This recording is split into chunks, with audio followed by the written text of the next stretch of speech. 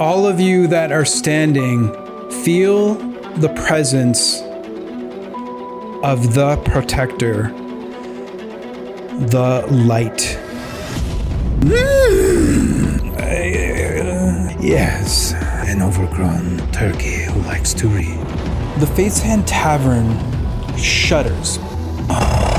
You are clever one, Lieutenant. The blade lights up, and it's just the most brilliant light that you've ever seen from a blade of Sudelon. I better get what I want.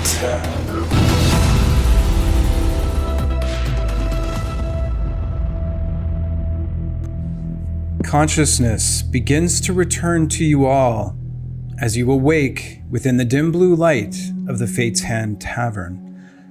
The first thing that comes to your mind are the events of the previous episode. These moments of sheer terror engaging with a creature of significant power, but also moments of exhilaration with the efforts of some very heroic characters, and then finally exhilaration, jubilance, and glory at the death of the Nubasu. After that, however, a bit of hesitation and uncertainty on what to do next on the part of some contestants whose code of honor and care and sympathy for those who are sharing the same plight as themselves prevented them from directly attacking. This led to a rather heavy-handed response by the host of Crucible of Fate, as Therangul opened the floodgates as 8 monsters were sent in to overwhelm these contestants who were reluctant to get the job done themselves. You see images in your mind of Therangul sitting in a throne, tapping on the chair, his head lowered in one of his hands, in a brooding, contemplative state, until a big smile goes across his face, and you know that that can't be good for you as a contestant on the next episode of Crucible of Fate. You hear a voice ring out, "Rise and shine, everyone. It is time to seize the day. I have to tell you, I am excited. Like a small child on midwinter's eve, I know that there are presents coming my way, but I better get what I want, or there'll be hell to pay. But I don't want to start today on a negative note. I'm filled with excitement at the prospects of what is to come from our 4th journey into round 2 within the Crucible of Fate. To help our little endeavor here, I have made some significant changes to our game. I think that my eyes of truth, you will be satisfied, most satisfied, as I feel that I can almost guarantee that 3 will die on time, today. Just get things done. This resilience and loyalty these contestants have is just a thorn in my side, and I am anxious to get my opportunity to pull that thorn out, grind it under my boot, find my champion, and get on with things. Dregs, let's have the names of our contestants, shall we? Appearing behind Therangul and off to his right side, there's a bit of a puff of shadow as the familiar form of Dregs apparates, and he looks up at all of you, and you see the blue light reflecting off of his gruesome mask, and he reaches into his cloak and pulls out the scroll that you all know contains the names of the contestants for today's episode. When I call out your names, know that you are alone. You can trust no one. Be decisive in what you're about to... And then cutting him off, just read the fucking names, Dregs. Let's get on with it. And you see Dregs just almost stare at Therampghoul for a moment, as there's no movement whatsoever as his mask stays fixated on your demon host. He looks down at the scroll. Andriel. And Mare, if you'd like to tell us a little bit about yourself and Andriel, please. My name is Mare. I live in New Brunswick, and I've been playing D&D just for a few years now. And I'm playing Andriel. So you see a small female with elven features and a quarterstaff strapped to her back, kind of sticking up over her shoulder. She's wearing robes that are more ripped and tattered than they were during her previous fight. And she's got dark circles under her eyes that were not there before.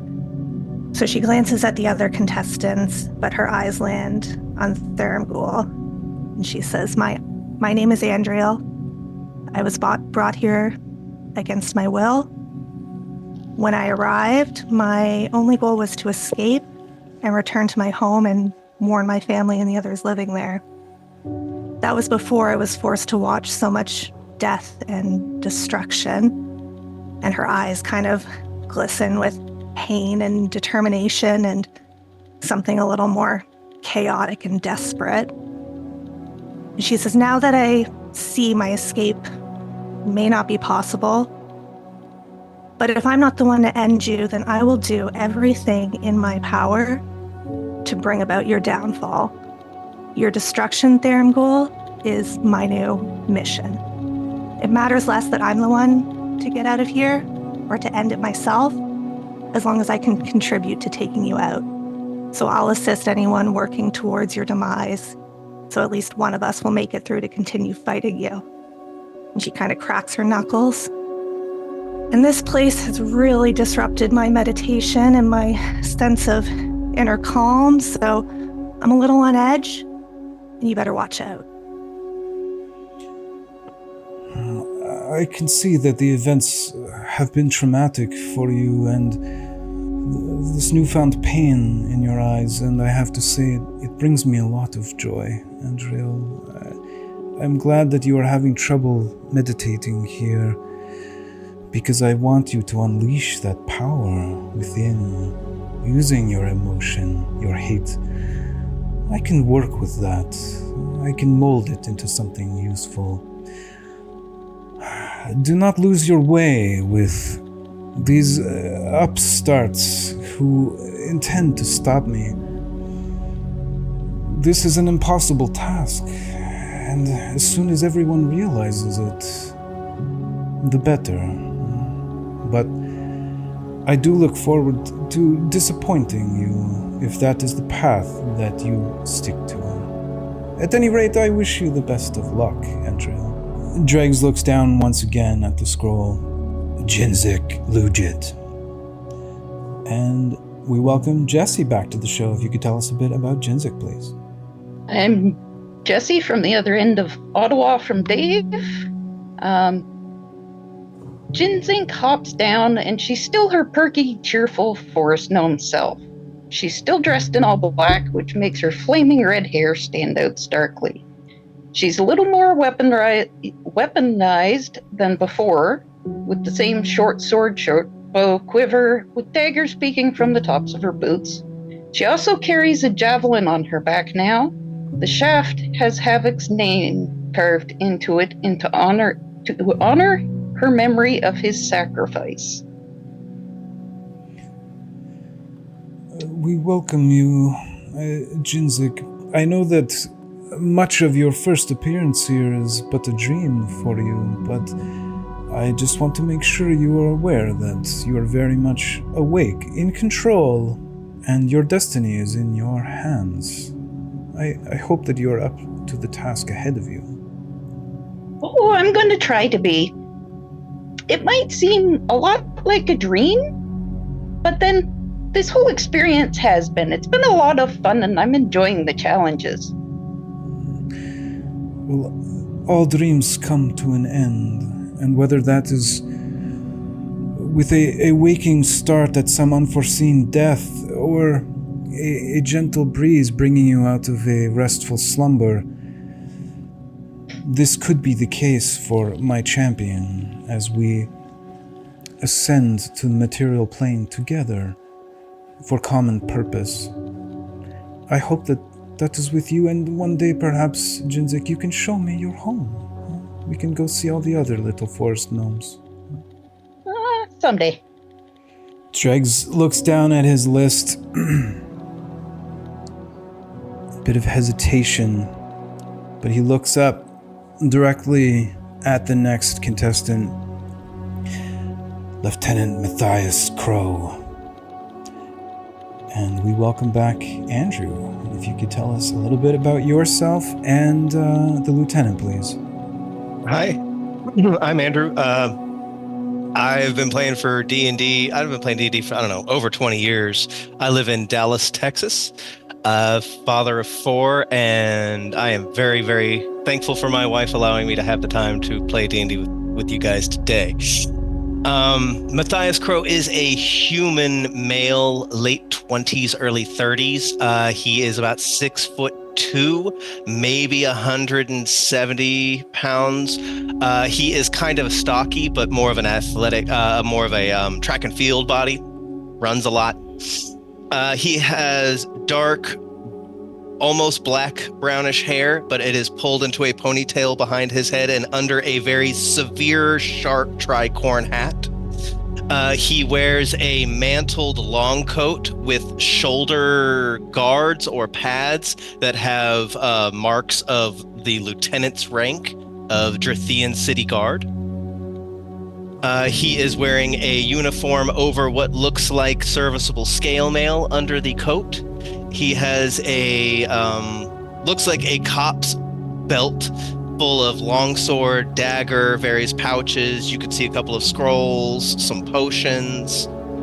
Slung across his side is what looks like a messenger bag, a leather or a canvas bag with a red cross and a symbol with a shield with a scale on front of it.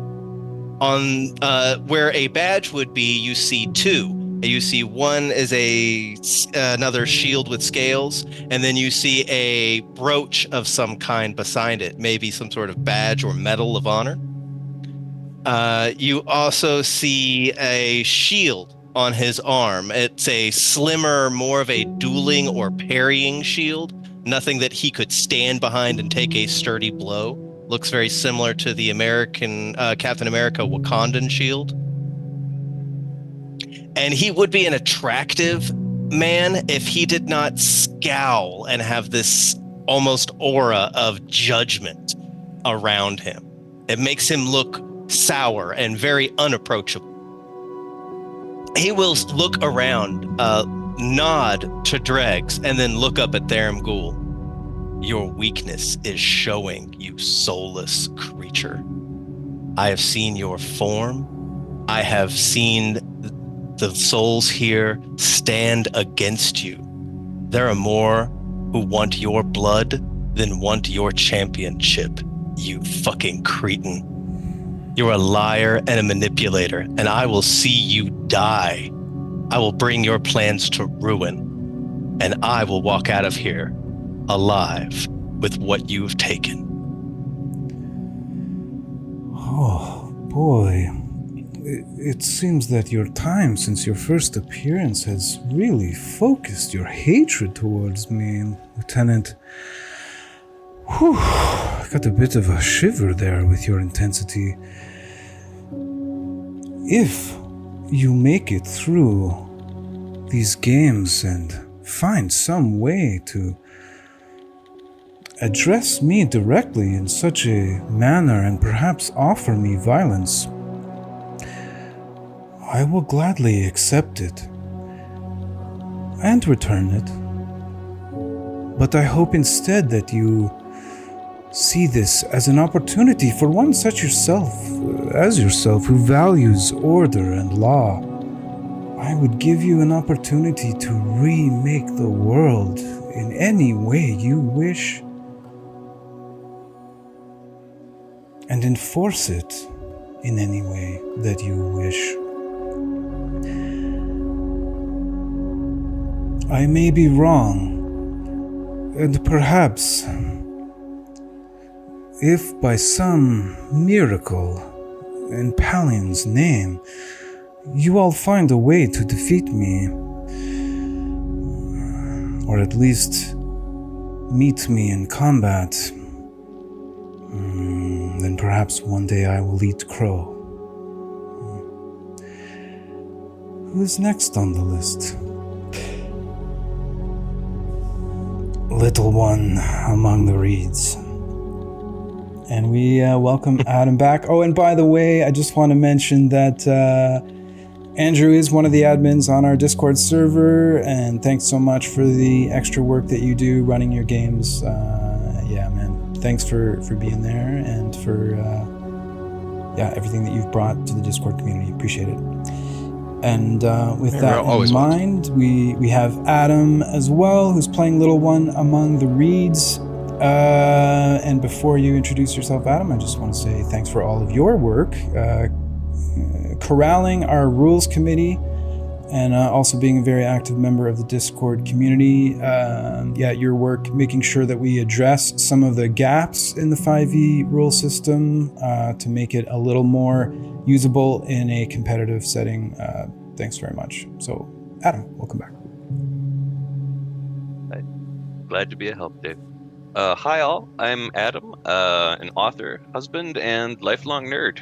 I've been playing D&D since college, and I'm thrilled to be here today and be a part of the Discord community that Dave mentioned. As for Little One Among the Reeds, he steps forward, a small lizard folk with mottled gray-green skin. He wears a black cloak over a breastplate carved from scrimshawed bone. A pair of stones sketch a lazy orbit over his brow.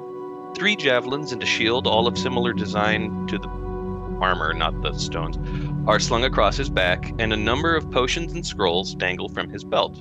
Stalking in his shadow is a slender, lethal form sculpted from leather and bone, an artist's rendition of a predator. Well met. I am Little One Among the Reeds, and I have been watching all of you with great interest. If you have been doing the same, you know what is coming. You know the value of uniting against the monster rather than fighting amongst ourselves in defiance of the host's wishes, another monster. In token of such cooperation, it is my intent to visit the archive and share what I learn of our quarry before the hunt begins. Death stalks us all. And if it brings us down today, may we make it work to do so. And he nods to the other contestants present, and then turns to the Eyes of Truth, saying in Draconic, "And, as always, screw you in particular, dragon, with a pine tree." And then he steps back. Well said, Little One. You are addressing our resident black dragon, are you? So I'm given to understand. It was not my will to be here. I'm lucky to be alive. But I welcome the chance to try again and take that beast's head. And perhaps yours. Well, I hope that you live long enough to be given both of these opportunities, Little One. I sense that our cast here tonight is starting to form into quite a legendary one. We shall see what the next couple of hours have in store. Ranlin Greybeard. And we welcome Darren back. Darren, if you want to tell us a little bit about yourself and Ranlin, please. So I'm Darren. I'm from Alabama. I've been playing D&D since around 78, 79. I started in first edition. Crucible of Fate is actually the first 5e game that I ever played in round 1, so that was pretty cool. I've been playing a little with Andrew and the New Bloods on the Discord server. If you've not played D&D, Caleb runs a New Blood for beginners session, and that you learn a lot in that session. So I've been playing that. I've been getting my feet further into the water in 5e, and I've enjoyed it pretty much. So Ranlin is a dwarf. He's taller for a dwarf. He's around 4 foot 11 inches. He's got a long beard around his belly, as you can, well, I got it around here. He's wearing chainmail, and he's got green underclothing under the mail. He's got a shield that's got the symbol of Pala on it, and he carries a war hammer. He's got a crossbow and bolts on his back, and he's got a pack of javelins with it. So he looks at everybody. I look forward to being in battle with you. Let's work together to get this monster killed before he kills us. And then he'll just step back and hang out. Well, welcome back, Ranlin. As much as that shield is hard for me to look at,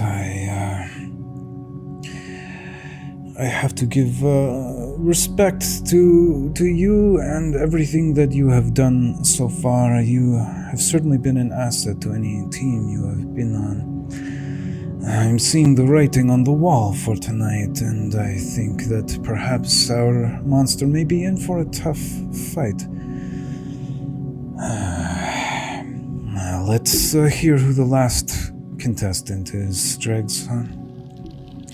You see Dregs look down, and he pauses for a moment and looks back up at the rest of you, and you see a bit of a nod on his mask.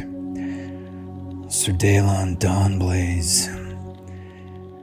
And with that last name being called, you see Theramgul glance at each of you and then look up to Sir Daelon as he is freed from the contestant circle and begins to descend. And you just see him kind of take a step back and adjust his shoulders and look around. Perhaps a little bit nervous as the group that has been assembled before him. And Cole, if you could tell us a bit about yourself and Sir Daelon, please. Absolutely. Good morning, everybody. I'm Cole. I'm from New Zealand. Been playing D&D for about a year and a half now. I'm still happy to be here. I play Sir Daelon Dawnblaze. He's drifting down out of stasis with his hands slightly splayed open. His eyes are closed.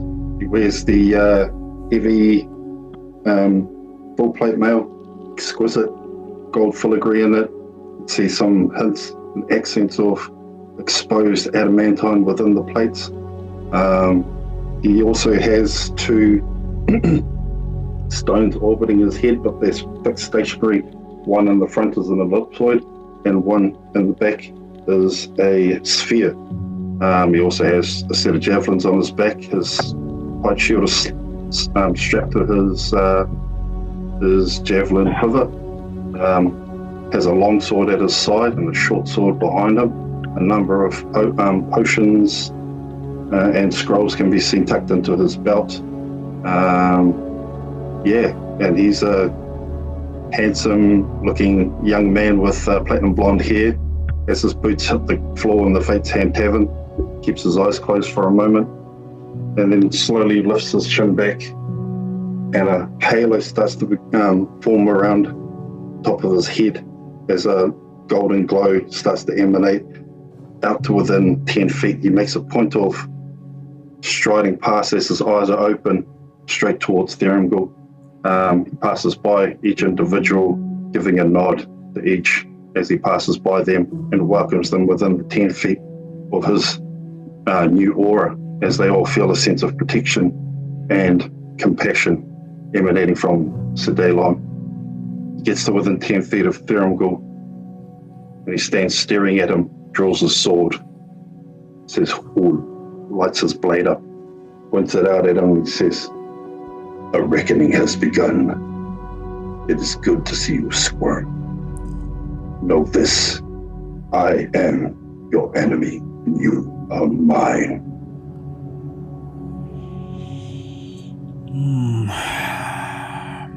Choices have been made. Consequences are coming. One way or the other, fate will decide, huh? Very well. Then, let's get to it, huh? Let's get to it. You are quite the salesperson, Sir Daelon, I will give you that. And with this, you see the contestant circle rise back up into the air, fading into shadow, as the Fate's Hand Tavern begins to take shape around all of you. The ancient stone and wooden accents with historic writing of some type, providing a little bit of character to these wooden elements, reflected in the orange torchlight of many torches that now form a larger circle around you. As you find yourselves once again standing in front of Thurmgul within the Fate's Hand Tavern. It is at this moment that our show truly begins. Before we get to the intermission actions, I must now review with you the items that are in the gift shop, so that there is no mistake what tools are available to you in your quest tonight to kill 3 of each other. Let us not forget that that is why you are here. I am of a mind to remove this gift shop entirely. In Tier 1, you guys all see the Amethyst of Enchantment. It is a polished purple stone which provides +1 to all attack rolls and damage and can be affixed to any non-magical weapon, arcane symbol, holy symbol, focus, what have you. So it also counts towards spell attacks. The second item in Tier 1 is the Agate of Defense, which is a polished red stone. This can enchant any non-magical item to give a +1 to AC. In Tier 2, you see a mote of energy that is constantly changing in form depending on who is looking at it and what weapon they are focusing on. But this is a weapon of life stealing. So if you are wielding this weapon and roll a natural 20, the target takes an extra 10 necrotic damage and you gain 10 temporary hit points. The second item within Tier 2 is a Ring of Spell Storing, which gives a +12 to spell attacks for the spells that are used from the ring, not for all spells, and is a save of DC 20 for spells that are within it. And within the spell is Scorching Ray and Slow. In Tier 3, you can see another mote of energy, this one changing into various forms of armor. However, this energy will imbue any non-magical armor with a +2 to AC and resistance to a specific damage type that will be important in tonight's game. Don't want to say what that is at this time. If you are adding it to magical armor, it doesn't grant the bonus to AC, but it does grant the resistance to this damage type. And then the last item here in Tier 3 and in the gift shop is what I am calling a Weapon of Uncanny Effectiveness. It is essentially mechanically the same as a Sword of Sharpness. So on a roll of a natural 20, it's +14 damage. You also roll another d20, and if that one is a natural 20, then you lop off a limb, which is decided by a 1d4 roll. However, this cannot affect a creature that has legendary actions or legendary resistances. So yeah, even though it's a sword of sharpness, it could be a bludgeoning weapon, it could be a piercing weapon, whatever your weapon of choice is. There you go, folks. Those are the items I have stocked for you. I have to say, some of them are gathering a little bit of dust. Round 2, people seem occupied with other intermission actions that have gained a bit more potency. So I will add a bit of potency to this. The first one to visit the gift shop will get a free reroll on any consequence that they would like. So 1 free reroll, not 1 per consequence, just 1 free reroll. A couple of other quick changes for my Eyes of Truth. If you select the Parlay intermission action, if you are the first to parlay, you can invite 2 guests for the price of 1, just to add a bit more potency to our parlays. Another slight change to the Archivist. I'm just going to do this one out of character. So you do 1 persuasion check or investigation check. If you get a 15, you can ask 1 question. If you get a 20, you can ask 2. If you get a 25, you can ask 3 questions. Those questions can be about the monster, the room, or any lore stuff that some of you may be interested in that may or may not impact the game later. And quick update on our PvP rules. So anyone that delivers a killing blow, meaning they were the last one to hit another contestant before they died, they will earn 1,000 gold pieces per killing blow. The first contestant to attack another contestant at any point in the game will receive either a potion of heroism to be used later, that's instantly put into their inventory, or you can immediately get the effects of a potion of heroism for free that does not mix with other potions, so no need for the missability rules there. And you also gain inspiration for 1 roll of your choice, but you have to declare that you're going to use it before you use it.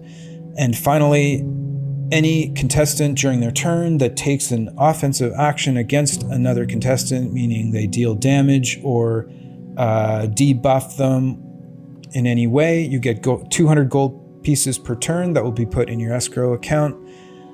Otherwise, it's 100 gold pieces per turn if you are attacking the creature or interacting with the escape room. So all of that just to try to avoid anyone just constantly dodging or hiding or not engaging with the room, hoping that they are just going to outlive everyone. There's no reward for that. Very well, it is time to proceed with our intermission action initiative. You're all familiar now with how this works. I'm going to start in the top left, work my way across and then down. You can do a perception skill check. You can do an intelligence ability check. You can do a regular initiative check. This order will determine who gets, or what order everyone will take their intermission actions. We're going to do 1 at a time as we go through the initiative order. So we're going to go through the order 3 times as quickly as we can. Do not underestimate the importance of this role. I know you have some shiny new fate spheres. Don't be shy to use them here. This role could be, in fact, an extremely important one for all of you. Let us begin first with Andrea. Perception check for a 21. Legit going, whoo. A legit roll for Legit with a 20. Lieutenant Matthias Crow. Regular initiative check for a total of 18. Down to the bottom left, little one among the reeds. 11. Ranlan Greybeard. Grey goatee, at any rate. 21. That's going to be -4 to initiative. Understood. So I want to fate fear that. Oh, okay. That didn't work out. 9. Sir Dalem. 14. So by my count, we have Ariel, Andriel, sorry. I just always have Disney movies on my mind, apparently. Lugit? Crow? My apologies, I should use your rank. You deserve that respect. Lieutenant. Do you go lieutenant or lieutenant? What's common in the Drathian Empire? Lieutenant, you soulless cur. Lieutenant it is. Sir Daelon, Little One, and Renlin. Okay, I'm moving you all to the waiting room, except for Andriel. See you all shortly. Greetings, Andriel. It is your turn for your intermission action, your first one. What would you like to do? Well, it appears the gods have given me this little gift. I would be foolish to waste it. So I'm going to go speak to the archivist. The Fate Sand Tavern fades away as the arch of the archives appears around you, with the enormous piles of bones and stacks of books on the right. I need you to give me either a persuasion or investigation check, please, to determine how many questions you will be able to ask the archivist.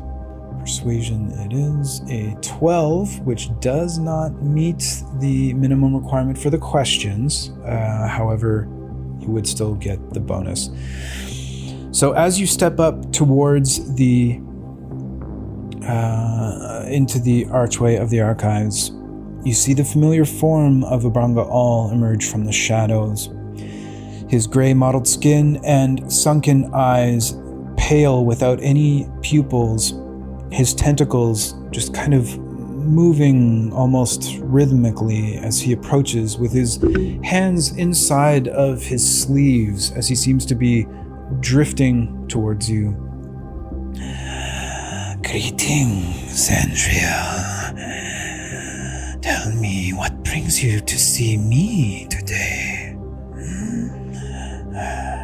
Well, I'm looking for any edge I could have over the evil creatures residing here, and I had hoped to learn something that might be helpful about the escape room. I see. Let us delve into some tomes together, you and I, and see what we can find.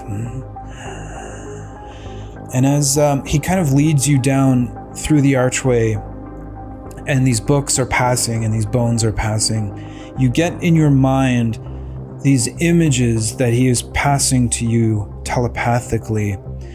And you see a hunched avian creature very laboriously going through his own notes, scratching things down with elongated clawed fingers with a feather and ink quill.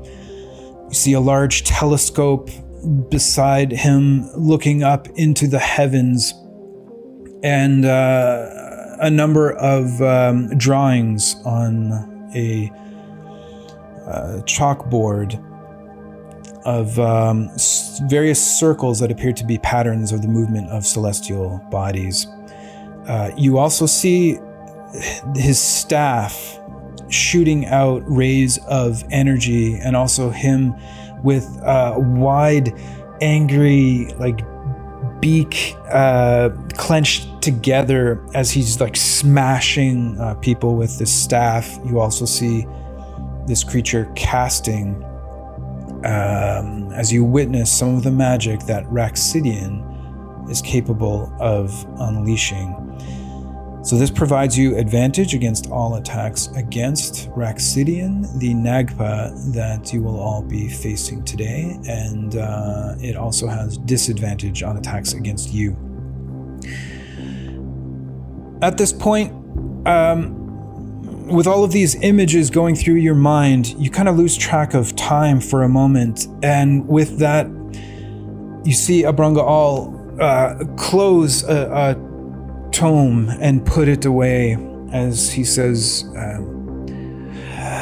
hope that the information we have discovered here today together is most helpful to you, Andriel.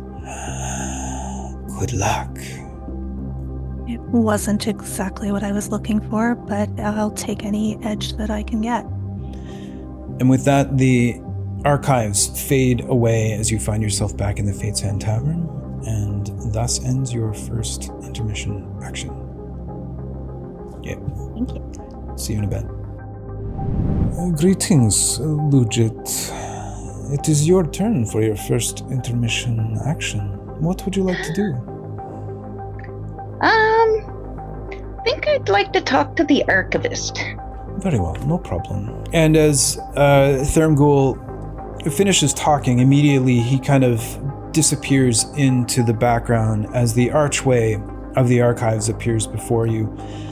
With the tomes and bones on either side, the form of Abrangaal appears before you both physically and in your mind as you hear his voice. Actually, before you hear his voice, I need you to make either a persuasion roll or a investigation roll. And just a reminder, I was going to say, make sure you do it privately, but Oop. All good. As his voice enters your mind, you hear him say, Greetings, little one. Tell me, how can I help you today? Hi, Brenda. I'm just wondering, which room are we going to end up in? I wanted to at least think ahead. Give me one moment here. Let us consult some of our tomes here.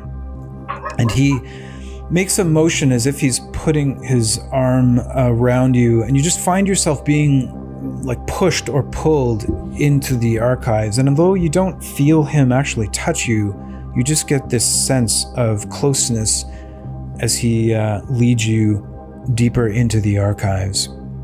It appears you will be encountering your creature and battling it out with your fellow contestants within the acid room. The room has changed slightly, as you will now be fighting on a bit of a sloped ramp, which will open every round, starting at the bottom and working to the top. Should you deactivate all of the crystals, 10 of them, that adorn the walls of the acid room, then immediately the acid will drop out, leaving the stone floor free to you to use as well, revealing 2 exits beneath the surface of the acid. Thank you. That's perfect. That's just what I needed to know to make my plans. I am at your service, as always, Jinzik. And with that, the archives fades away, as does your intermission action, and I will be putting you back into the waiting room. Greetings, Lieutenant Matthias Crow. It is your turn for your intermission action. I'm sure you have a plan. Let's hear what it is for your first one, huh? Matthias Crow will not actually speak directly to the creature. He will simply look around and command mentally the Fate's Hand Tavern to take him to the archivist. Okay. So I'm going to ask you to make a roll here. I want to remind you to make it privately, just so the others don't see it in the chat or in the game log. Uh-huh. I need you to either make investigation or arcana. 19.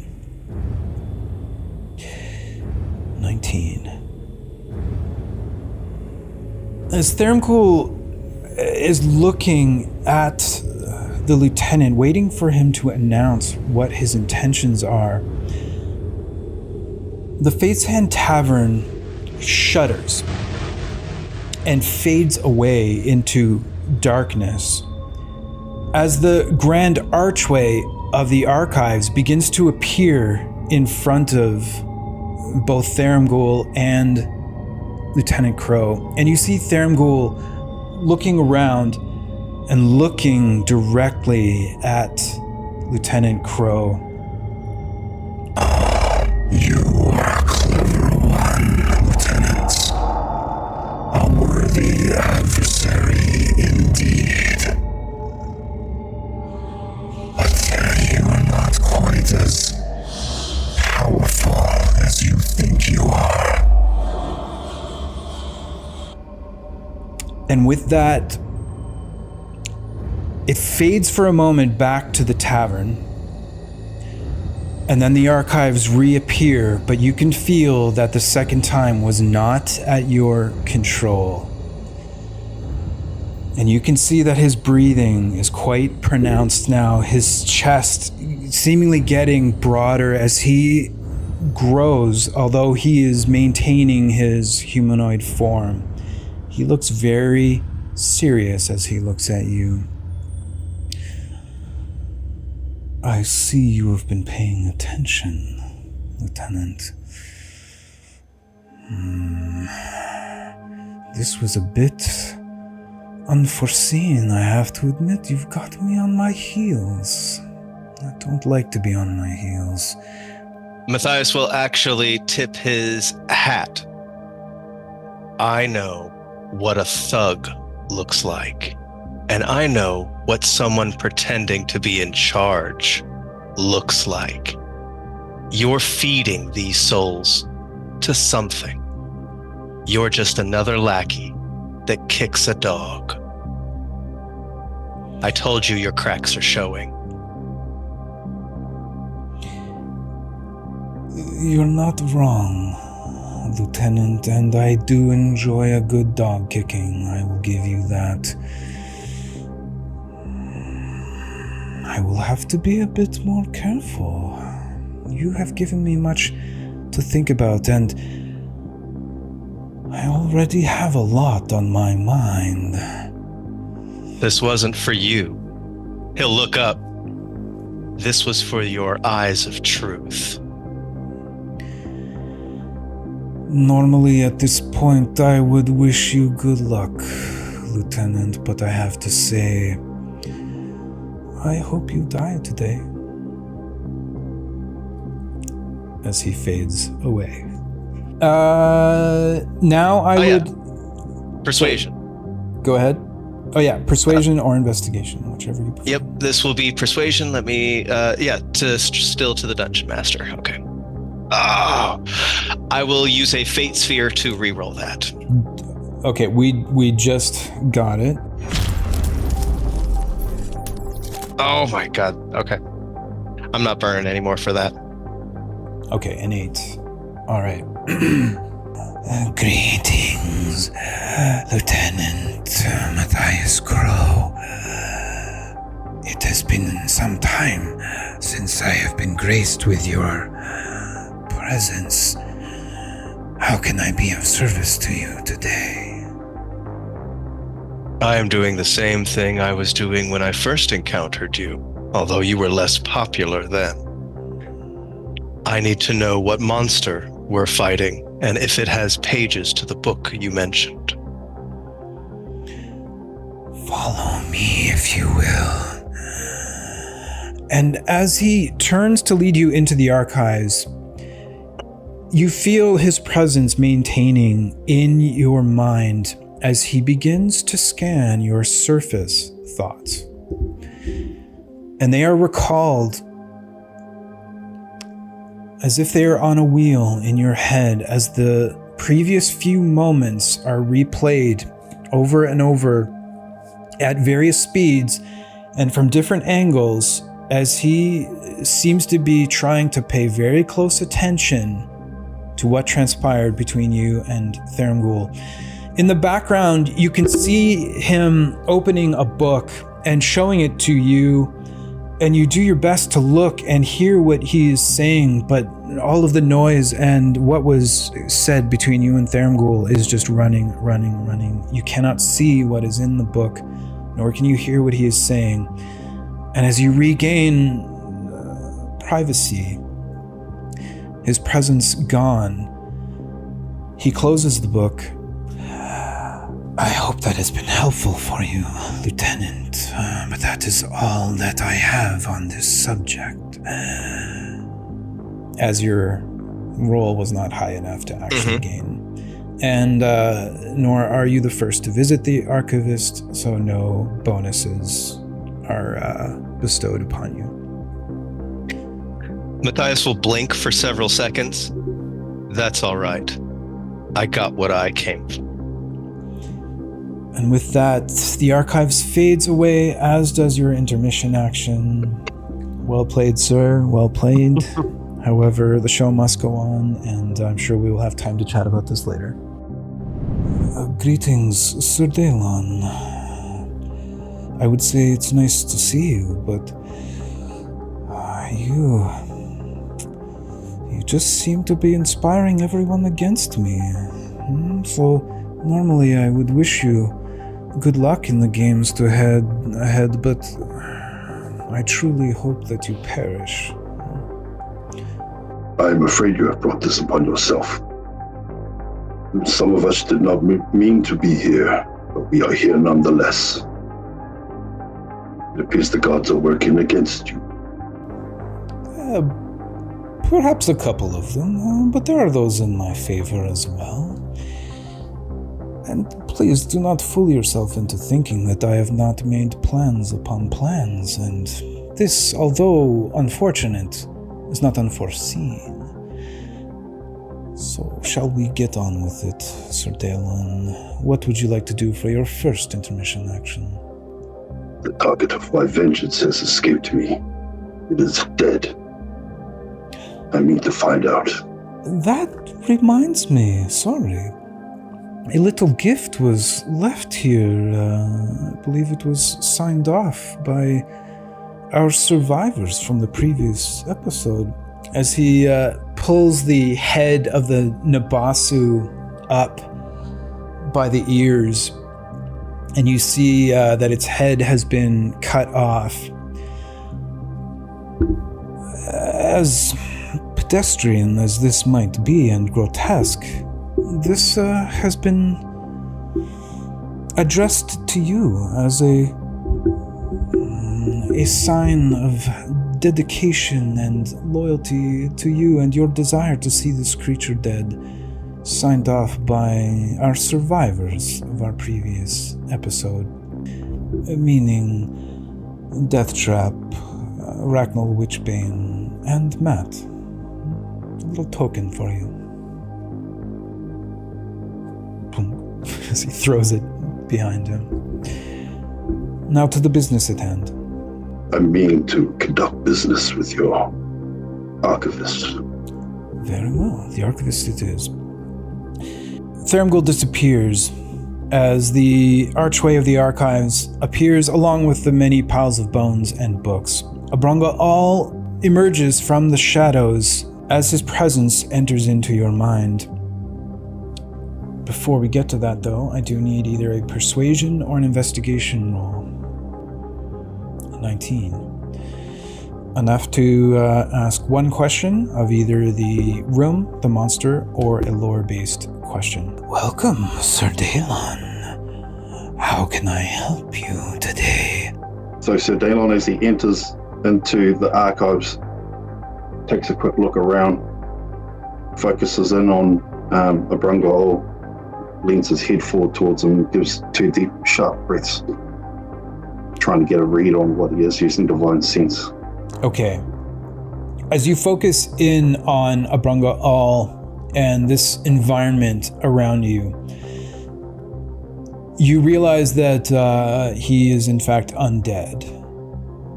And now the more you look at his pupilless eyes and his mottled skin and like sunken eye sockets, and in fact the smell that you never really noticed before, not so much of rotting flesh, but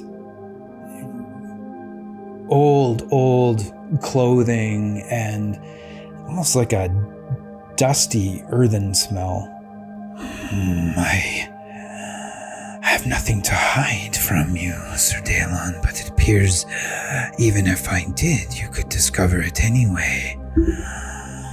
We grow short on time. How can I help you? Another monster is set to fall. I wish to know what it is. Today you will be facing the Nagpa Raxidian. Hit points is 333, AC 19, condition immunities there are none. It will fall, just like the others. Perhaps there may be more factors involved that could hinder things, but I wish you the best of luck in your endeavors, Sir Dalon.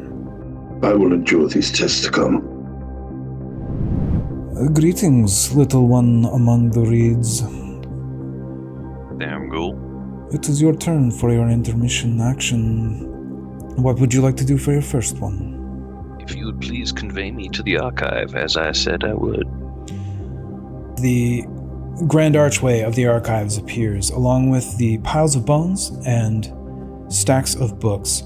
You feel Abrunga All's presence within your mind before you see him. And at this point, I would like you to give me either a persuasion or investigation check, please. 17. 17? Yeah. Welcome to the archives. How can I be of assistance to you? Well, Brungal,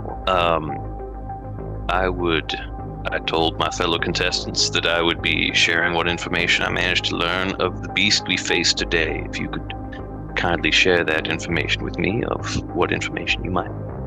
What beast do we face? Happy to be of service. And you find yourself almost gliding deeper into the archives, and images enter into your mind of the archivist seemingly going through many various books and tomes. One appears in his hands, and as it seems to open on its own, its pages moving by some form of telekinesis, you learn that the monster that you're going to be fighting is the Nagpa. Are you telling me I face an overgrown wizard in the shape of a turkey?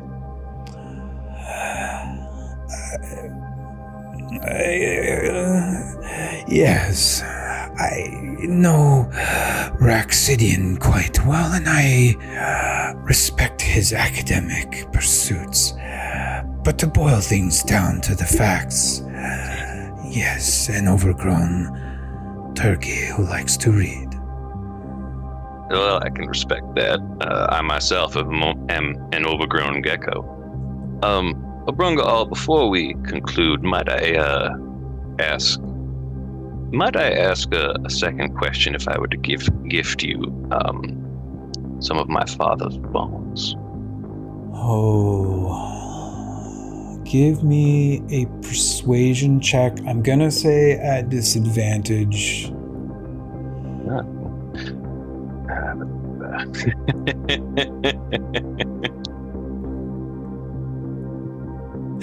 Oh, those are ones. Perfect. Get that out of the way. No. Do not take offense to this, but should you survive this competition, you would be the first of your kind that would be of interest to me. That is an interesting comment, and I respect your right to make it. Good luck in the game to come, little one. Before you go, I have to ask, as a fan and eye of truth myself, you are reunited with Sir Dalon. How are you feeling about this? I've had a great deal of time to think about this, Abrunga. I understand, Dalon, I think. beneath his words and his power. The truth is, he's only a frightened child, crying for the family he's lost. Just like me. I can only respect the path he walks, for there too go I. Theramgul, at best pray that both of us lose that way, for if not, I'd and willing our paths lead to his end. An interesting take, little one. I truly do wish you luck in the games to come, and may Kyrus watch over you. Greetings, Ranlin Greybeard. It is your turn for your intermission action. What would you like to do? First, I would like to go to the gift shop. The gift shop. Very well. You see the Fate's Hand Tavern fade away as the shelves and display cases of the gift shop appear all around you. You can see that none of the tiered items have been taken. Dang it, man. So, Ranlin, welcome to my little shop here. What has captured your interest? Well, since all of it's there, all of it, but I want to go with the armor. Very well. Is this a permanent purchase or temporary? Permanent. Permanent. In that case, I need you to roll a d20 for your first consequence, please. 17. 17. Base walking speed halved. Lord have mercy. Now, It's basically slowed. Since you are the first one to visit the gift shop, you do get that free reroll. So I would allow you to reroll that consequence, or if you would prefer to wait and see what the other two are, you could choose which one you would like to reroll. Yeah, I'll do that. Okay, so for now, for number one, we have base speed reduced in half, cut in half. 12. Minus 2 dex. And your third roll? 18. 18. Minus 2 to your DCs. That would mean like any spells that you cast, when people save against your spells, the DC is reduced by 2. Ooh. Which one would you like to reroll? I hate that my DC would be to 12, but I really need to move faster. So I'll go with the base speed. 15. 15 is you can't dodge or dash as an action. I can handle that. Okay, so we'll keep that one. The energy, the armor, what is the resistance or the... Right, sorry, it is acid. Okay. Okay, I know that you sent me your list, so those were mundane purchases that you made, so I'll use your list. Oh, those are things that I'm selling. Selling, yeah, sorry, to get gold. So anything that you would like to purchase from the gift shop? Yes, so 2 level 3 spell scrolls and 2 potions of healing. Okay. 1 is haste, so I want to do fireball. Fireball and haste. So haste and fireball aren't on the Forge Cleric's spell list, so you wouldn't be able to cast those. Oh. So what I'll do, just to save us time, I'll let you think on it. When I get back to you, you can let me know if you bought something else instead, and we'll do it then. But Okay, that works. Yep. Greetings, Andriel. It is your turn for your second intermission action. Tell me, what would you like to do? I would like to go speak with the lieutenant. Parley. You are the first to parley. You can invite 2 people if you would like. Oh, okay. I would also like to invite Sir Daylon. Oh, I do not like where this conversation is heading, Andriel. I feel you are making a very big mistake. However, it is not my decision. Just be aware, there may be consequences down the road. There may be, indeed, consequences. Greetings, Lieutenant Matthias Crow. You have been summoned to a parley circle by Andriel, and she has also invited Sir Daelon Dawnblaze. Do you accept or refuse her offer? I accept. You had my heart going for a moment there. Sir I do accept. In that case, Andriel, you have 3 minutes and it begins now. Thank you both for agreeing to meet with me. I've invited you both here because I feel like whether or not we are allies officially, I feel like we share a common goal. And I also really like watching Thermghoul squirm. That brings me a lot of joy. So I wanted to share with you that I spoke with the archivist and I learned that the creature we are fighting is a Nagpa. It appears to be, I got visions of this awful bird-like creature. But I think we can get him. I also wanted to let you know some of my strengths in case this could be helpful. I'm very fast. I'm used to being underestimated because I am small, but I can pack a punch. So I look forward to taking these bastards down. Lieutenant, what say you? I have long since admired the work that you have done and the stand that you have taken, Sir Dawnblaze, and I was going to ally myself with your cause on natural ground regardless, as we both want the same thing. That thing's blood on our swords. It is nice to hear that that desire is spreading, regardless on if we end up facing as the final 6 facing that thing or not. I will join with you to fight this monster today. Thank you. So Daelon steps forward and he bows to you both and he just simply says, here. And he starts spreading out a few things along a table in front of us all. And I'm allowed to hand stuff on you, Dave.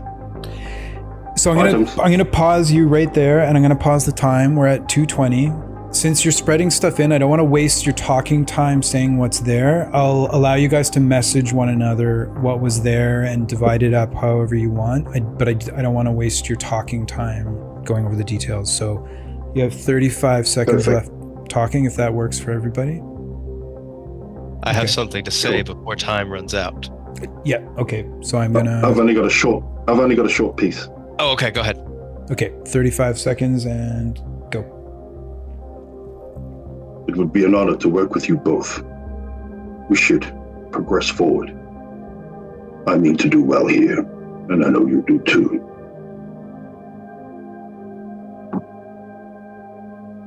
Quickly before it ends, stick together. The other 3 will already be making a plan. We align in mind and spirit. The others will seek to force pure survival. Be prepared for their betrayal. I'm prepared. Indeed. Use the gifts well. Thank you. And that is the end of your time. And so ends this conversation and your intermission actions. I will see you all shortly. Greetings, Jinzik. It is time for your second intermission action. What would you like to do? Hi there, Uncle. I think I need to do a bit of shopping. The gift shop. No problem. Gift shop. The Fatesand Tavern fades away as the display cases and shelves of the gift shop appear. As you look at the display cases, you can see that in Tier 3, The moat that provided an AC bonus and damage resistance is gone. Everything else remains. Is there anything here that interests you, Lugit? First I'd like to clear up a bit of mundane shopping. Okay, no problem. And so she starts dumping stuff out of her pockets that she doesn't need anymore, and she goes, I'd like another potion of greater healing and 2 of those tattoos. Okay, which tattoos are you purchasing? Cantrip 1 True Strike and the level 1 Sleep. Okay, so as you purchase these tattoos, you feel like an ethereal presence beside you, and it is a significantly painful process as those tattoos are applied onto your skin. Anything else you would like to purchase, Lugit? Jinzik, Lugit, I apologize. I think I might just have enough for 1 + 1 arrow. I'll just have to make sure it counts when I use it. Your lucky arrow, we'll call it, huh? Yes. How about tiered items? Any interest there? And she kind of glances over and she hesitates a bit, and then she goes, you know what? I'm going to take a chance. Can I get the Amethyst of Enchantment on the tier 1? Of course, of course. Would you like it permanently or temporarily? Let's go with permanent. Then I need a d20 roll, please. A 10. A roll of a 10 is -2 to your intelligence ability score. I think I'll just take that. Who needs brains anyway, right? Yeah. Okay, so -2 int. And you now get your Amethyst of Enchantment, so you can add that +1 to any non-magical weapon. Any other purchases for you, Jinzik? Nope. That's it. Excellent. Then I hope you have purchased a nice new memento of your time here in our glorious gift shop. I will see you shortly. Greetings, Lieutenant. It is your turn for your second intermission action. What would you like to do? He will again just stare at Tharamgul and attempt to force the room around him to take him to the shop. Okay, I need another roll. Oh, that is a total failure. Natural 1? Oh boy. Okay. Yep. As you concentrate on bringing yourself to the gift shop, the Fate's Hand Tavern fades away, and suddenly you feel Tharamgul right behind you. You can feel his breathing on the back of your neck, and you can almost hear the skin on his face move as his smile gets big. I'm watching you, Lieutenant. I am watching you now. And in front of you, you see a massive hole. You're standing on the edge, and in fact, you almost get a bit of vertigo and catch yourself, but you can't help but shudder a little bit at the lip of this thing as you look down into the depths of darkness like you have never seen before. No end in sight, but you can feel the ancient age of whatever is at the bottom of this thing, deep, deep in the depths of somewhere evil. And before you know it, the display cases of the gift shop apparate all around you, and Tharamgul, standing in his red robe with nice gold trim, a shit-eating grin on his face. What would you like to purchase at our wonderful gift shop, Lieutenant? The still very mortal and very human Lieutenant Crow will take very deep breaths as he sweats a little bit, regaining composure. He will look over at the actual gift shop tiers. Is there anything missing? Yes, the Mote of Energy in Tier 3, that was the +2 to AC and resistance to a magic type, is gone, and the Amethyst of Enchantment from Tier 1 is gone. He will look that way, and then he will shake his head and head towards the mundane section of the shop. Okay. I don't trust your items, monster. And here, amongst the mundane, what would you like to purchase? He will drop 600 some odd gold, and he will roll up his sleeves and purchase 2 level 1 arcane tattoos. Okay. On his left hand forearm will be Law, which will represent level 1 shield. Okay. On his right arm will be Order, which will represent level 1 absorb elements. Okay. As you purchase those, you feel an ethereal presence as they painfully get to work inscribing those tattoos onto your skin as ordered. And you can't help but notice Thermgul paying particular attention as that is being done, as a bit of saliva begins to run down his cheek.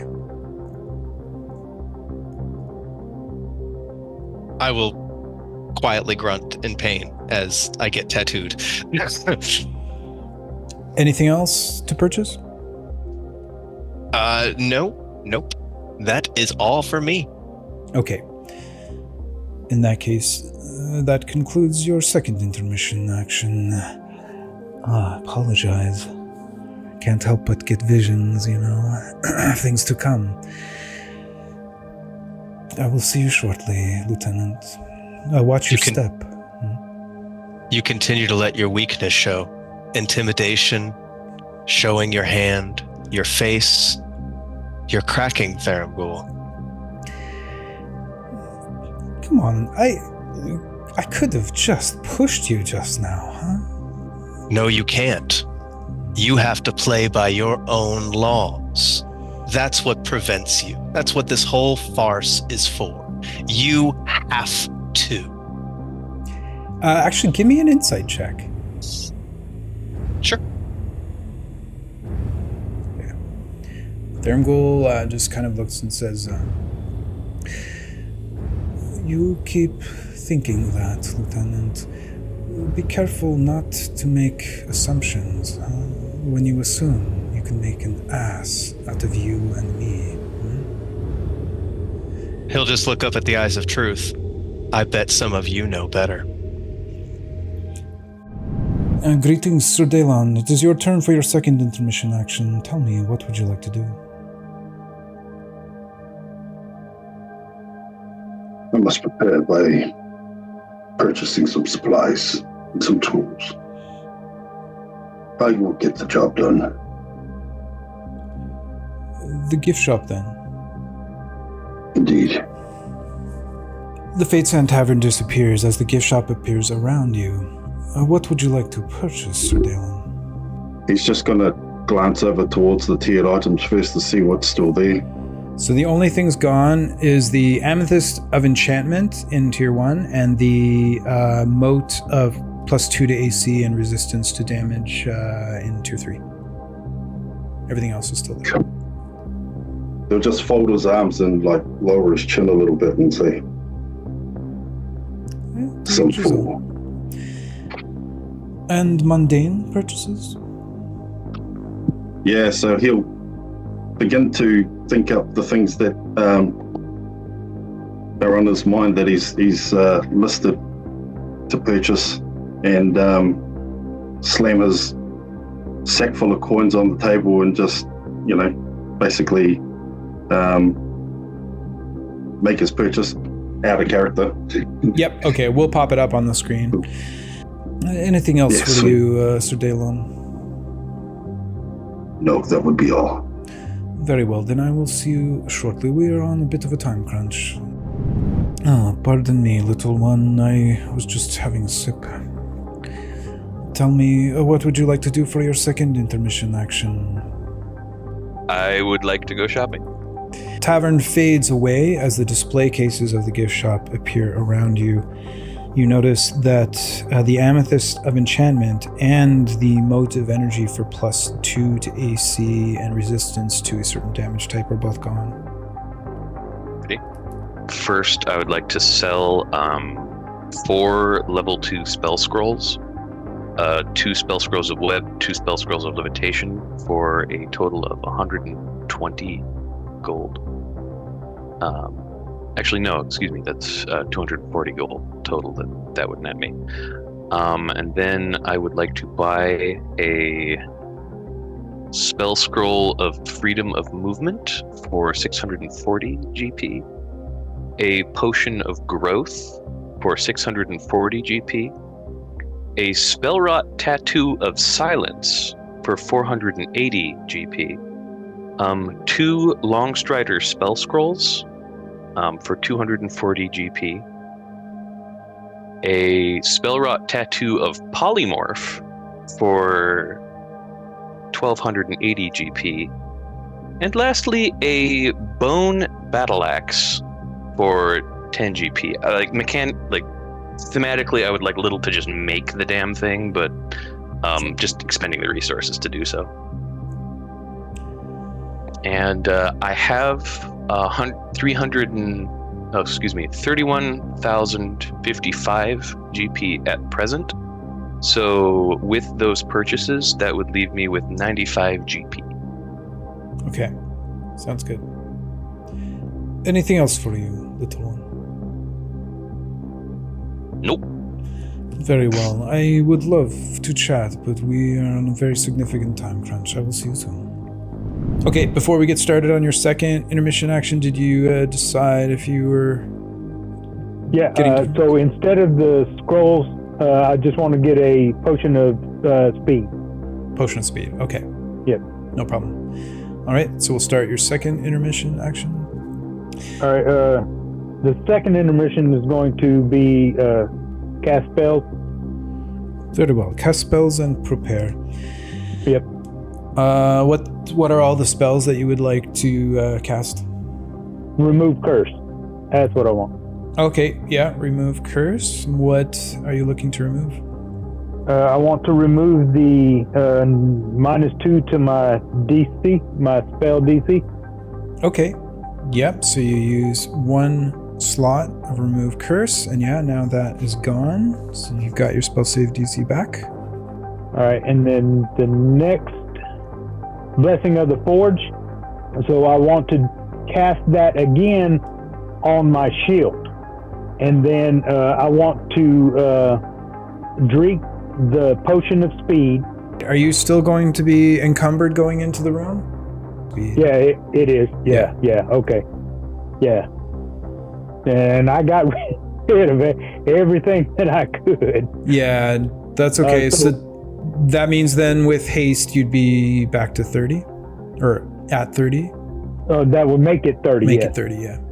Okay. Anything else you need to do? I think that's it, Dave. Okay. Excellent. Then that concludes your second intermission action. I will see you shortly. Greetings, Andriel. It's time for your final intermission action. What would you like to do? I would like to visit the gift shop, please. Gift shop, no problem. As the shelves appear before you, you can see that the Amethyst of Enchantment is gone, as is the Mote that gives +2 to AC and A damage resistance. Those are both gone. Everything else is there. Okay. I'm not interested in any of your cursed items. I would like to purchase a potion of acid resistance. Excellent. Okay, so yeah, you hand over the gold for that. Anything else for you? No. Quick and to the point. I appreciate that, Andriel. Okay, see you in a bit. Greetings, Jinzik. It is time for your final intermission action. What would you like to do? Hi, Theranpool. Actually, I was wondering if I could talk to you. To me? Well, certainly. You're inviting me to a parley circle? Yeah. Well, in that case, I accept. You have 3 minutes and it begins now. After listening to a lot of the other contestants, they're starting to remind me a bit of the jerks back home that sent me down here in the first place. I was wondering if I could make a deal that if I fall during the tournament, if I could come back alive or undead, doesn't matter, and stay and continue to work with you. Give me a persuasion check.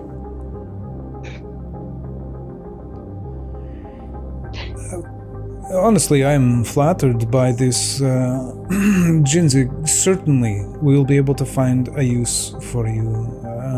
Whether, brought back undead or perhaps as an inanimate object. I will find a way to make use of you. That's alright. I'm happier down here than I was anywhere else. So I kind of like it here. Wow. I have to admit that invoked a bit of sadness and sympathy from me for you. Truly, things must have been bad, but I guess you have only been exposed to the Fate's Hand Tavern and some of the rooms that I've shown you. I don't know if you would be saying the same thing if you got to roam freely without my protection. The tavern reminds me of the one I used to work out of, doing jobs for killing people. Well, that certainly pays the bills, and I have to admit that the tavern choice is one to put people at ease, whatever that memory may be. So you were a hired assassin, were you? Yeah, it was fun, but a lot of the law people didn't like it, and that's why they sent me down here. Everybody kept ending up dead. Crime and punishment. I know these things far too well. I too have spent some time locked up down here, but we are both free, you and I, now, to do whatever we like. Opportunity is knocking. Yep. Do you have anyone in mind that you are going to kill now? I have a few ideas, but I like to just go by what the opportunity presents. Perhaps we will invoke some sort of bounty situation where you could be paid to target specific people. Oh, that sounds like fun. Well, let us call this episode a bit of a test, huh? You show me how quickly you can dispatch someone, and then maybe I'll reevaluate our working together should you die. All right. Sounds good. Okay, that ends 3 minutes. I'll see you shortly. Tick tock, Lieutenant. It is your turn for your final intermission action. What would you like to do? I would like to prepare to kill your monster. Very well. Would you like to try to make your own way there, or should I make it easy for you? And he will look at you dead in the eye and try it again. Okay, give me your check. Nope, I don't think that'll do it. Oh, tisk. I guess we can call this practice, though, huh? You seem to be becoming aware of how things work, but there's a long way to go to master this skill. What would you like to do to prepare, Lieutenant? He is going to equip the splint mail that he got from Sir Dalen. Oh. He is going to put a bunch of things in his bag and then leave his bag here so that his weight does not encumber him. Yep. And he is going to take out a scroll that was given to him by Sir Dalen and attempt to cast it, although it seems far more powerful than he is accustomed to. Okay, what spell is it and what level is it? That is a level 5 spell. That is Circle of Power. Circle of Power, okay. What does that do? Okay, divine energy radiates from you, distorting and diffusing magical energy within 30 feet of you until the spell ends, which is concentration up to 10 minutes. The sphere moves with you and is centered on you. For the duration, each friendly creature in the area, including you, has advantage on saving throws against spells and other magical effects. Additionally, when an affected creature succeeds on a saving throw against a spell or magical effect that allows it to make a saving throw for half damage, it reduces that damage to no damage if it succeeds the saving throw. Okay. All right. And out of curiosity, what's the casting time? 1 action. Oh, wow. Okay. Then we're looking for what? An Arcana check DC 15? DC 15. I am going to spend a fate point to roll at advantage. Okay. No problem. What the? I still haven't seen it, but I like your reaction. I will spend a fate sphere to reroll. I'm not going to. I think if you look at the back of the scroll, Lieutenant, there may be some instructions. And that is to reroll at advantage, correct? Yes, and that was your third, right? Yeah. 19. Okay, so that is active. So I'm going to put a magical effect on you. 30-foot sphere and concentration. 30 feet, man. Is big. Well, I only have a 25-foot radius. So I will have to remedy that situation. So we'll just have to remember it's 5 feet further than what we've got here. Yep, it's a little bit bigger than your ring. Well, excuse me while I avert my eyes from that. We'll see you shortly, Lieutenant. Yes, may I do one more thing? Of course. I would like to use my divine sense. I would like to confirm whether or not he is celestial or demonic, and the area around me is celestial, demonic, or hallowed. Divine sense, you said, right? Yep. So the paladin ability. Okay, so it tells you whether he's undead or a fiend or celestial? Let me read it for you. Divine sense, you can detect good and evil. Until the end of the turn, you can sense anything that is affected by the hollow spell or know the location of any celestial fiend or undead within 60 feet. Okay, you can see that Thermgul, you sense that he is a fiend. Yeah. Okay. For and sure. is the area around me under the effect of a hollow or unhallowed spell? No, it is not. Okay. Yeah. But I can confirm he is a fiend. Correct, yeah. That is it for me. Okay, and I will mark off that just use. a note from Todd there. Who are you considering friendly in the Circle of Power? Currently, I am for the fight with the monster. I am considering everyone friendly. When it's done, I only consider the paladin and the monk my ally. So I don't think you can change it. Oh, then at that point, just the monk and just the if I have to choose right then and there, it will be the monk and the paladin. Okay, we'll see you shortly. Greetings, Sir Daylon. It is time for your final intermission action. What would you like to do? I must prepare for battle. Very well. In that case, what would you like to prepare?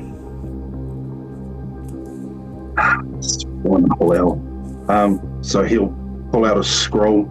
It's a 2nd level spell scroll that he's just purchased, and it's the spell's Fine Steed. Fine Steed, okay. Yeah, and that one will... Yeah, that won't show up a spell slot, and it won't require a check since I'm readily able to cast it anyway. Yep.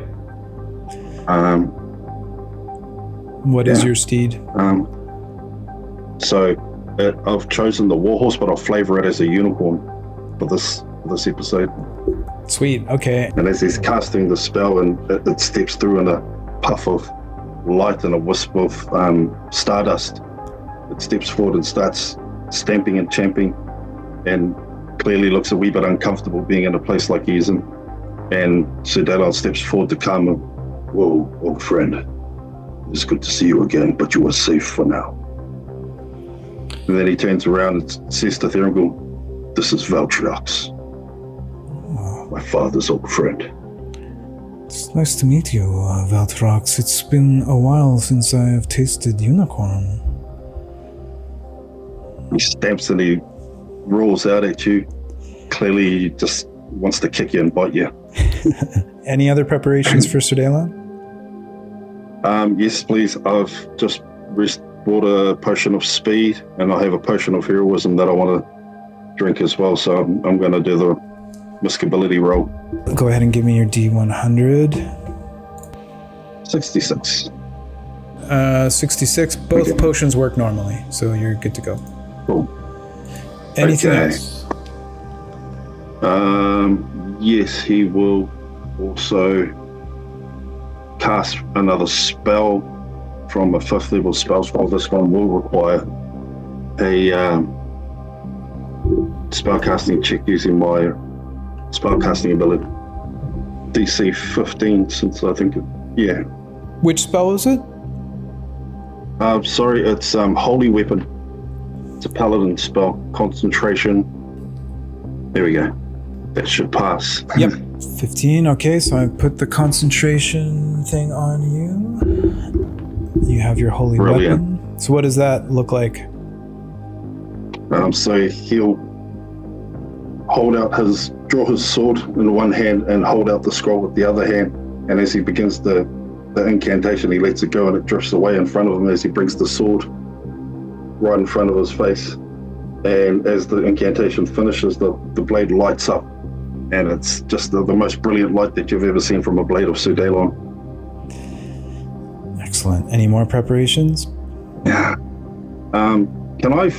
I've got a potion of fire breath. Can I give that to the steed? Yeah. Yeah, excellent. That'll be the last thing I do. Okay, then yeah, you give the steed potion of fire breath.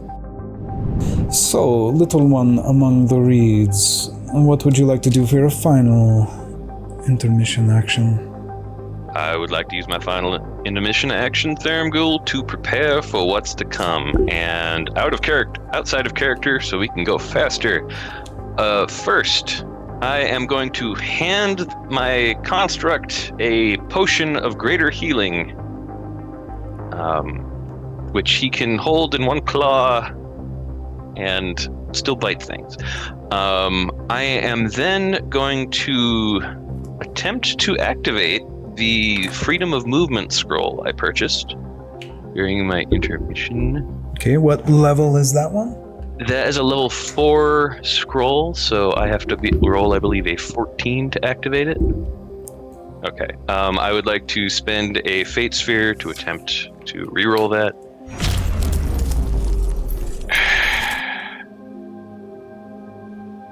I'd like to spend a final Fate... Yes? No, please go ahead. I was just going to make a snide remark that perhaps there are instructions on the back of the scroll. Little will check. Yep, that's where they were. See? There you go.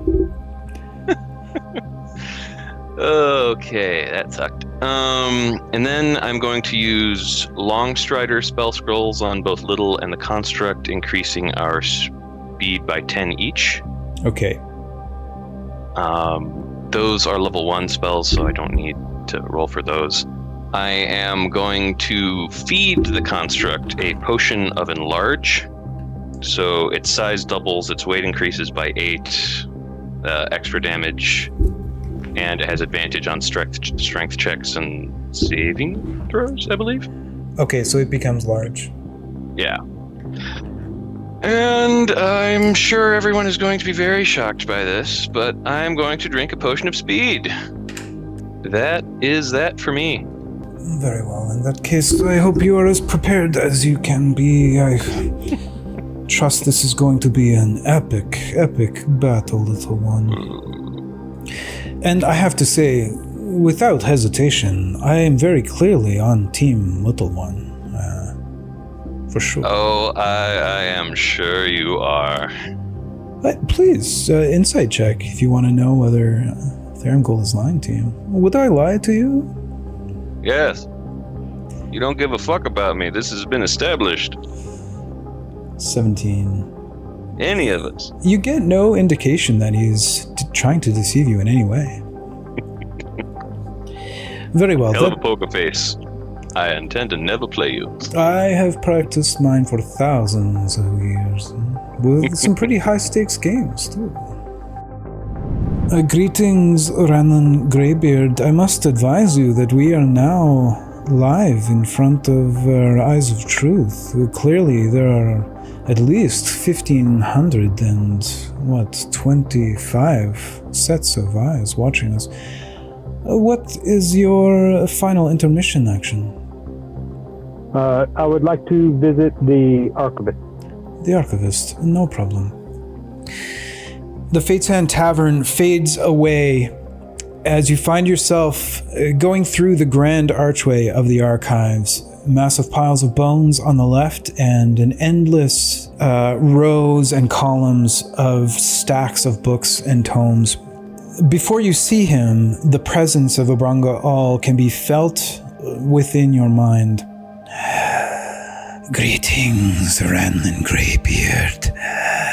How can I be of service to you?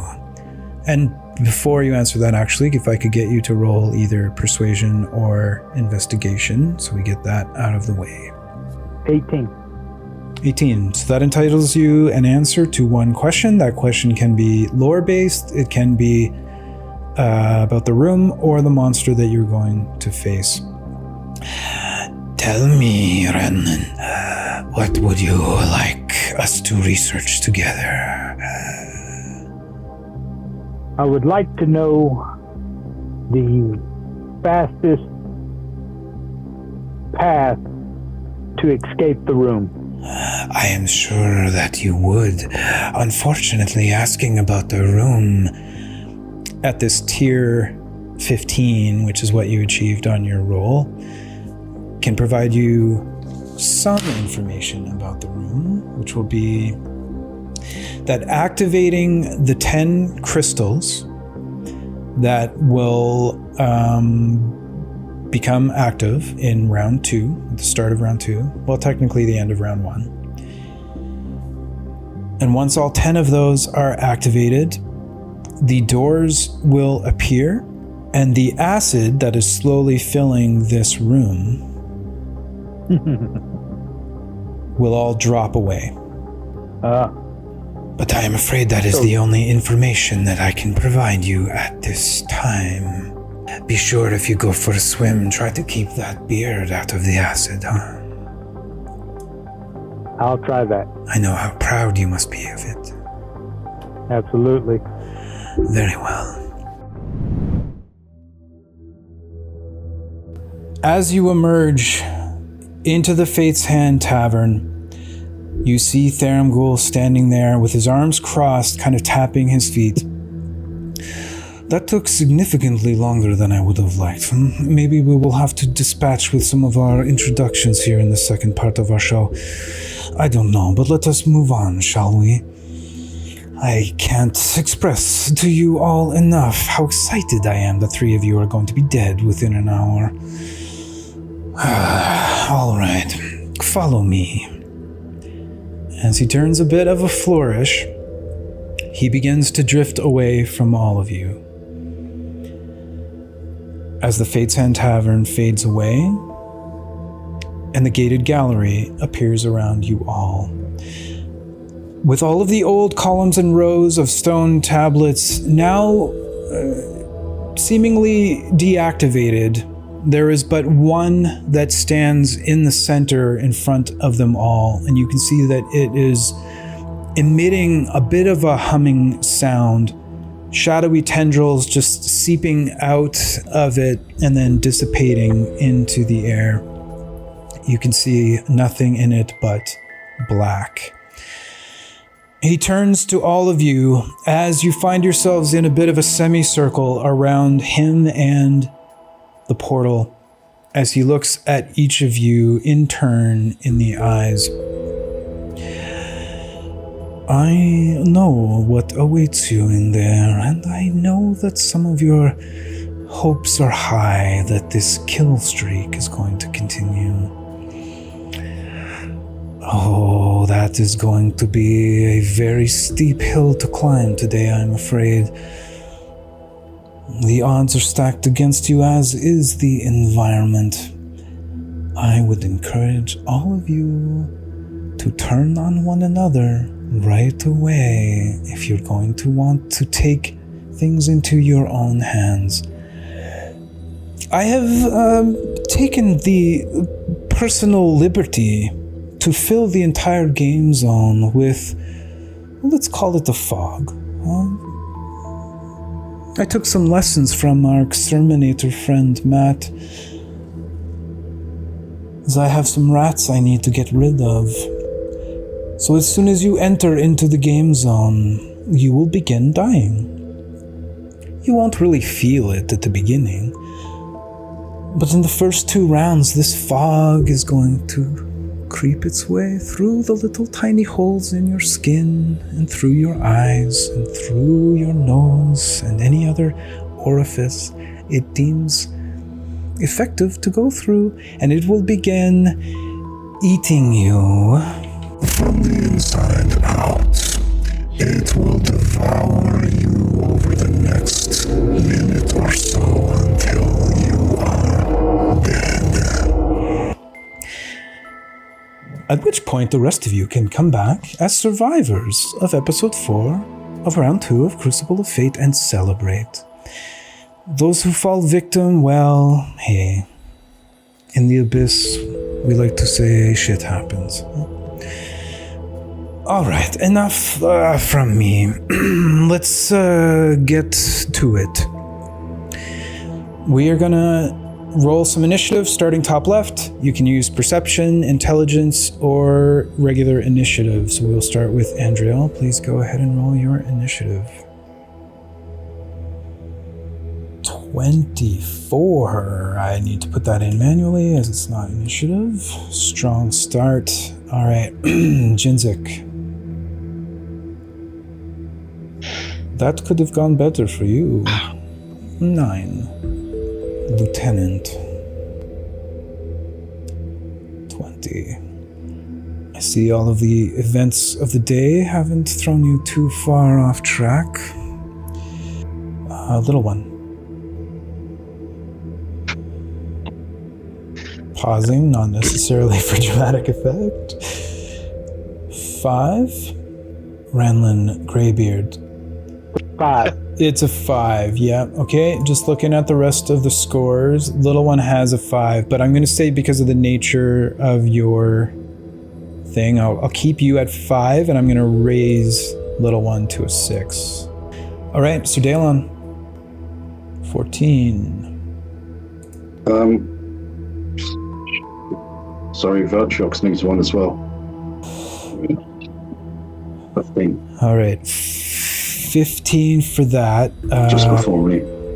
To get us started, as you're all standing in front of this portal, in order, you've got 6 seconds to say anything you want to Therangul, to the Eyes of Truth, or to one another.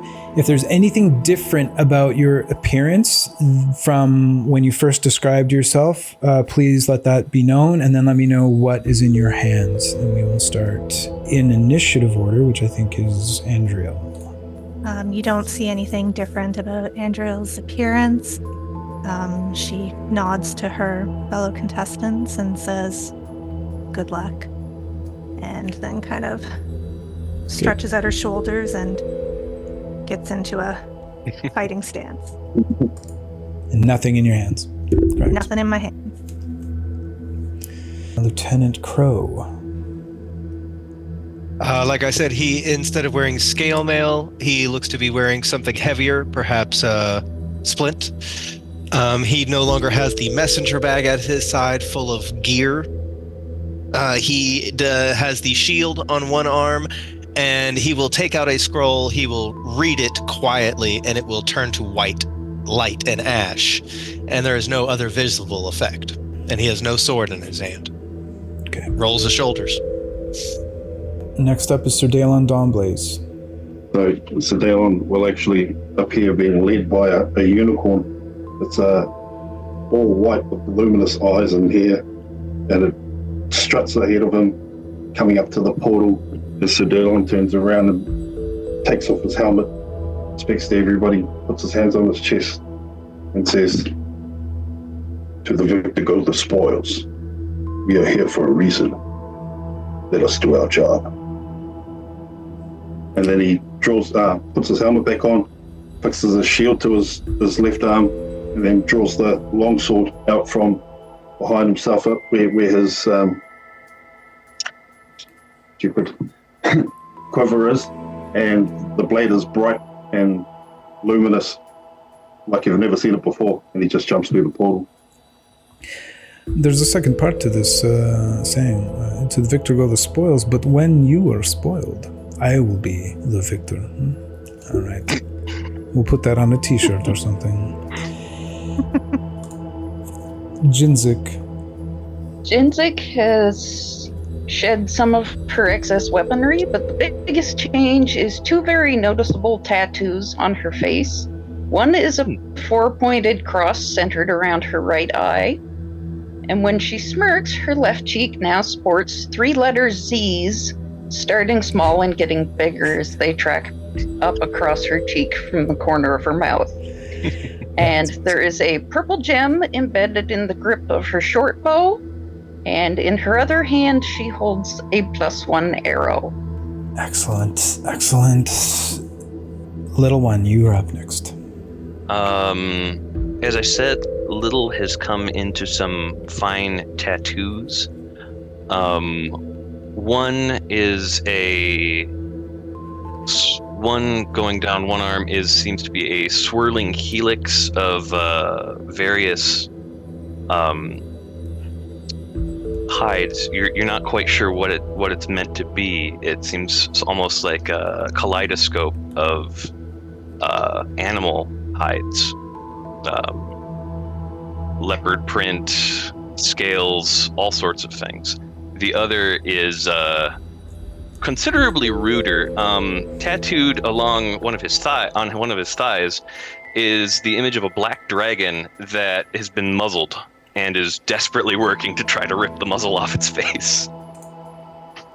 But he has a shield in one hand and an empty hand in the other, and his construct has become large, and is also holding a potion that looks like, a thimble and one massive taloned limb.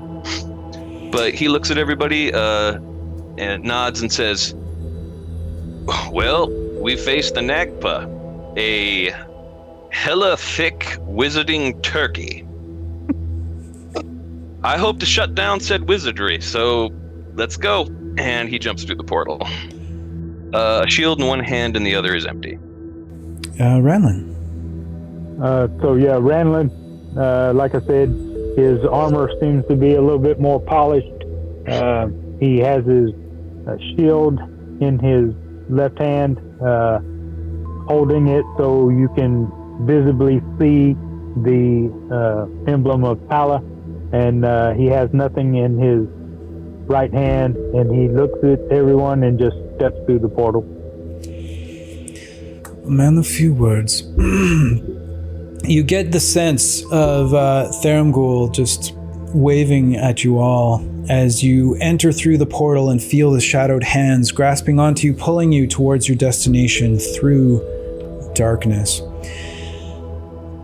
As you appear above the room, close to the ceiling, I will reveal the board to you all.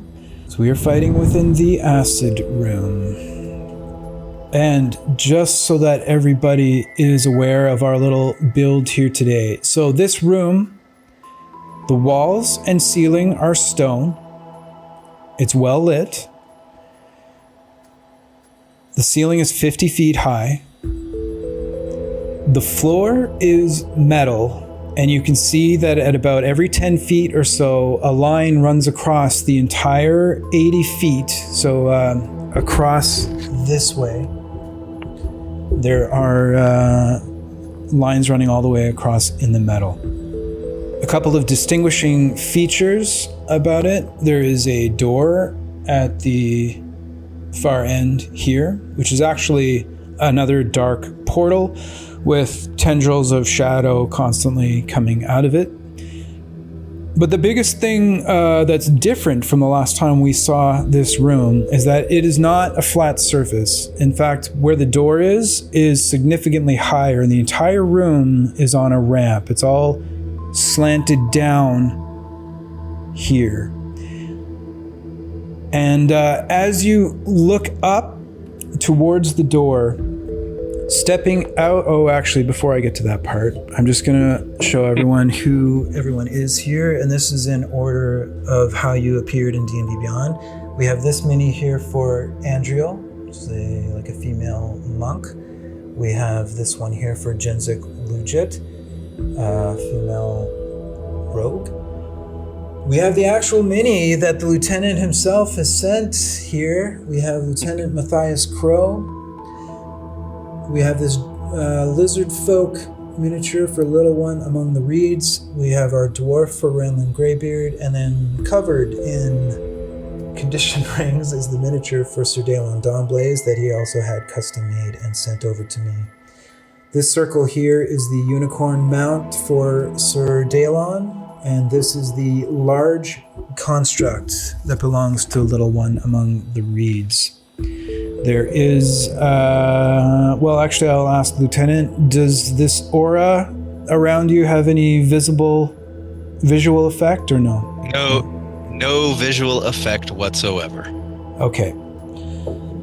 Very well. The effects of that upon casting were determined on who is friendly and who is not. We'll wait to see what effect that has, if any.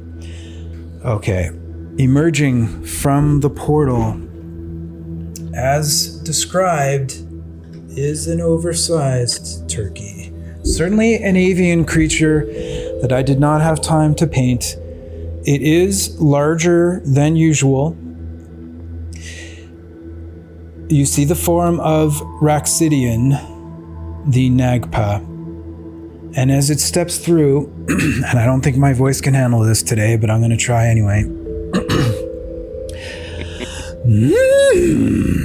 Who do we have here? Oh, no Anorak. I thought for sure I was going to have an opportunity to finish my job. That's okay. The rest of you will do just fine. And with that, we will begin our little encounter for today.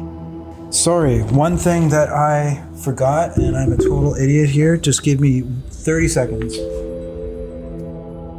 Oh, buttons. Crystals. Those are, of course, crystals that align the walls. They're about like this big, about 8 inches, a little bit ovular in shape, but 8 inches in like height. And they kind of curve out from the wall. And there are 10 of them, and are represented by these little mini gems. Some of you know exactly what they do, and especially if you've watched an earlier episode, you probably think you know what they do. So those are in place now, but none of those are turned on at the moment. They all look to be off. Okay, Andriel, your turn. I am shaking. Normally it's a little bit of nervousness. I'm just super excited to play with you guys. Like, this is probably going to be one of my favorite games of D&D of all time, just because who's here. So let's tell this story, everybody. Good game, folks. Yeah. We're all winners, even the 3 of you that lose. We're all winners today. Okay, Andrew, take it away. Okay, let's start off strong. Andrea's gonna nod at her contestants, and she's gonna run straight for this bird. All right, not wasting any time. How much movement would you like to use? Can I get to him in 60 feet? 5, 10, 15. As you start moving this way, is there anything that Andriel senses Lieutenant Crow? She senses a stern but very powerful presence surrounding her, as though you were being watched over by a very authoritative figure. Okay. Okay. Oh, Are you little good unnerving. with that placement? That you are engaged there, but I can put you anywhere around the creature if you'd like. You have plenty of movement. Okay. I still have movement left. Yeah, that was like 30, I believe. 35. 35. Okay. I'm going to punch him in his beak. All right. Let's have that attack roll. 19. A 19 is enough as you make solid contact right in the, did you say in the beak? Yeah. In his beak, yeah. His head cracks around and you just see the eyes go wide and begin to water. Okay. I'm gonna use a key point to attempt to make that a stunning strike. Okay. Just double checking something here. All right, what's my save? On 14. A con 14. Yes. Not liking my odds on that one. The gods are with me. 14 as requested. I would like to spend a fate sphere to make you re-roll that. Of course you would, Lieutenant. Of course you would. This is gonna be a natural 20.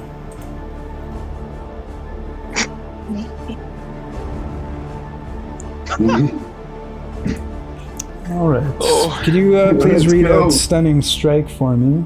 Oh, yeah. When you hit with a melee weapon attack, you can spend 1 key point to make the target stunned until the end of your next turn if it fails a con save. Okay. Put that on this bird. Permit me 5 seconds to look through, and our very own Todd, aka Nub, is on the call, keeping us in check. Way to go, Todd. Just want to, in a mild panic, scan through the creature's character sheet, just looking for something here. It's called stun immunity. You're looking for stun immunity. Nothing like that on the sheet. Okay, back to you, Andrio. Okay, I'd like to punch him again with my left hook this time for my second attack. Okay, attack is at advantage as he is stunned. 14? Mm-hmm. Yeah, you make contact this time with the beak, but you hit it dead on, and just the sharp part of it almost like pierces your skin. Okay. Then I will use my bonus action to spend a key point and do 2 more attacks for Flurry of Blows. Okay, Flurry of Blows being used. Another key point. Let's have another attack. 24. That definitely hits. I just need to scroll back up to see how much... Oh, did I not roll we didn't roll the damage for your first attack yet. Okay. So why don't we just roll damage for your first one, for your stunning strike. Okay, so 8 non-magical bludgeoning. It actually counts as magical for the purpose of overcoming resistance. Okay, 8 damage. Because of key empowered strike. Yep, got it. Monks are so exciting. Next attack, next damage for your second attack that hit. Another 8. Now we're rolling your last one? Yes. However, as part of my Flurry of Blows, can I use my open hand technique to attempt to knock him prone? Yeah, can you just read that out? Yeah, open hand technique. Whenever you hit with one of your Flurry of Blows attacks, you can impose one of the following effects. Fall prone if it fails a dex saving throw, DC 14, or get pushed up to 15 feet if it fails a strength saving throw. Okay, I think I automatically failed dex save, so go ahead and make that attack roll, please. Are you adding it on to the first one? Yeah, that was part of the attack that hit. Okay, so I automatically fail, so I believe I am knocked. prone. Just so everyone is aware, where the base is where the creature is, even if they're all gangly and taking up more real estate. It's only the these 4 squares where the base is. And then I'll do my last flurry of blows attack. Oh, sorry, I just hit it once, so I'll roll it again at advantage. Yep, just in case you crit. Oh my god. Whew. Okay, so go ahead and roll your damage. Oh, we'll just sit back here and let you take care of him. All right, so that rolled crit damage, so we need to just adjust that. So you rolled a 1, but you get your +3, which is 4, and then you get 6. So that did 10 damage with that one. Go ahead and describe that little sequence if you want to give it some narrative flair, Mare. Oh yeah, so the first one, I'll kind of use the palm of my hand, like straight to the center of his chest to knock him onto his little bird butt. And then the second one, I'm gonna kind of kick him while he's down. Perfect. Okay, anything else for Andriel? I think that's yes, your then action. I will just back away from him 10 feet if I still have that much movement. Okay, 10 feet. No opportunity attacks, I assume, because he's stunned. Back this way? Yep, that's great. All right. Attacking stunned creature doesn't remove the stun, eh? It's all the way till... Okay, got it. All right, next up on our initiative order, Lieutenant Crow. All right. How far is that to him? 40 from the downed creature. Okay, move me 30 feet to close. 5, 10, 15, 20, 25, 30. Mm-hmm. At which point, I will draw my sword. Okay. As my free action. Yeah. It will resound, and I will point it at the downed creature. Guilty. Toll of the dead. Make a Wisdom 14 save, please. Wisdom 14 save coming up. All right, solid. Oh yeah, no damage. Nothing happens. Very well. Sir Daelon Dawnblaze. Oh, actually, it's your unicorn's turn. Jokes will go before me. Yeah. Yeah. He knows what he came here to do. He's like stamping around and snorting and roaring out, and then he starts galloping straight in towards it. Just put me right in front of it. Put the unicorn right in front of it, please. So the it's just horse going to make a gallops straight towards? Yeah. All right. I have to ask, Ranlin, any opportunity attacks from you against the unicorn? No. Okay. Just going to move this for a second. This would be about 45. But... Sweet as. And it'll make a hoof attack. Hoof attack. So it's just +6. That'll miss. Yeah. All right, now it is your turn. And I'll put this back. So Daelon's just going to move straight into attack. And yeah, he's got 60 foot of movement, so he'll launch across the floor, flying straight in at it, and just take a mighty longsword swing with his luminous blade. 35 gets you to there. So dirty 20. Dirty 20 hits. Please roll the damage. And you guys can all easily perceive that Sir Daelon is moving faster than you're faster than your average bear, for sure. All right. Yeah, so that'll be 12. And because I've got Holy Weapon active, that's an extra 2d8 radiant. All right, let's have that 2d8. Ooh, beautiful. Man, with the rolls, you guys. Holy cow. Okay. Yeah. Let me give it a second attack. Ooh, that was close. Just a jumble of condition rings and auras. Let's go. 24. So, sorry. Okay. It's that one. 24 there definitely hits. 12 and I get to add now. the weapon again. 20, radiant damage. 21 there. Yeah, go ahead and describe that turn real quick if you want. Yeah, so he just leaps straight into it with his luminous blade and just takes 2 big swings through the creature as it's laying there, and it's taking an ass whipping. He's stunned, but he can feel that. And I've got one more. Okay. I'm hasted, so I've got one more. Let's go. Okay. Oh yeah. Okay. And 8 more radiant. So total of 19 damage there. Yep, sweet. And he just stands there going, "You will not last long." Jinzik, it is your turn. Okay, from where she is now, can I see it laying on the floor? Oh yeah, it's a pretty big bird. You can definitely still see it.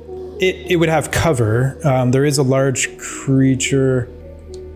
So actually, you can't see from where you are. There's a large creature in between the two of you. Okay, then I'm going to move up 25 feet. Okay. Straight up? Yep. 25 will put you here. Jinzink is going to draw her +1 arrow and take a shot at it. Okay, so that one would be at disadvantage because it's prone, but it would also be stunned, so it's a straight roll. 14, 15. 15, the arrow would lodge into the ground beside the downed creature. Actually, that's not true. It's a metal floor. It ricocheted up harmlessly. I'm gonna fate spear that. Okay, 14. Nope, didn't make a difference. Anything else for Jinzik? Bonus action, she's gonna dash and move back. 25.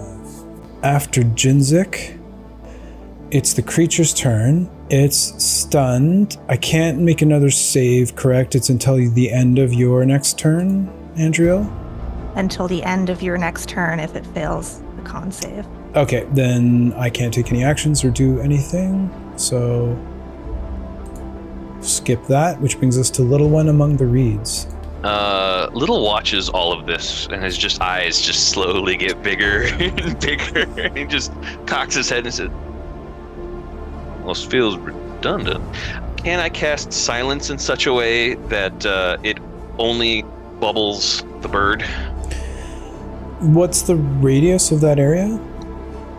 Silence is a 20-foot radius sphere. A 20-foot radius sphere? Or maybe just in such a way that it at least impugns my cohort. Yeah.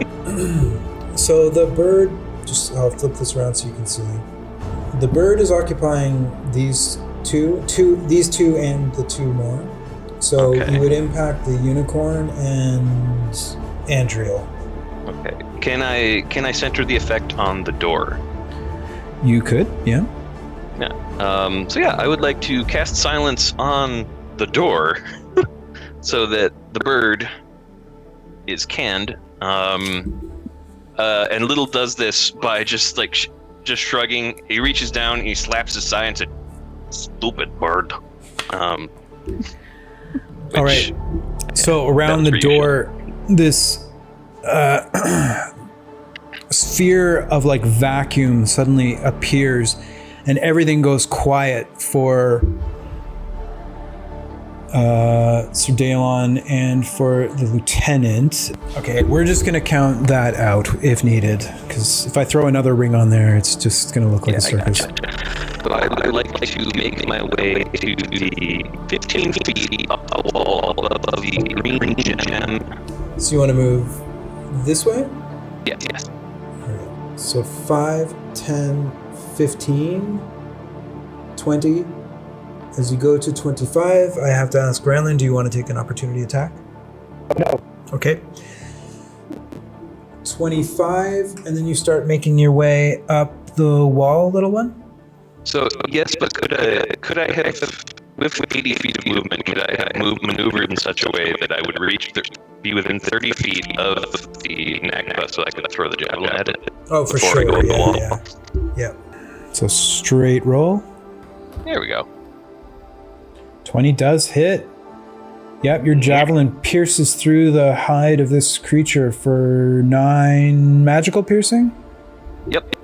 So I am going to command the construct to run up and grapple the Nagpa and hold it in the silence bubble. And also just keep an eye on me. Just grab it behind the back of the neck and hold it like an unruly puppy.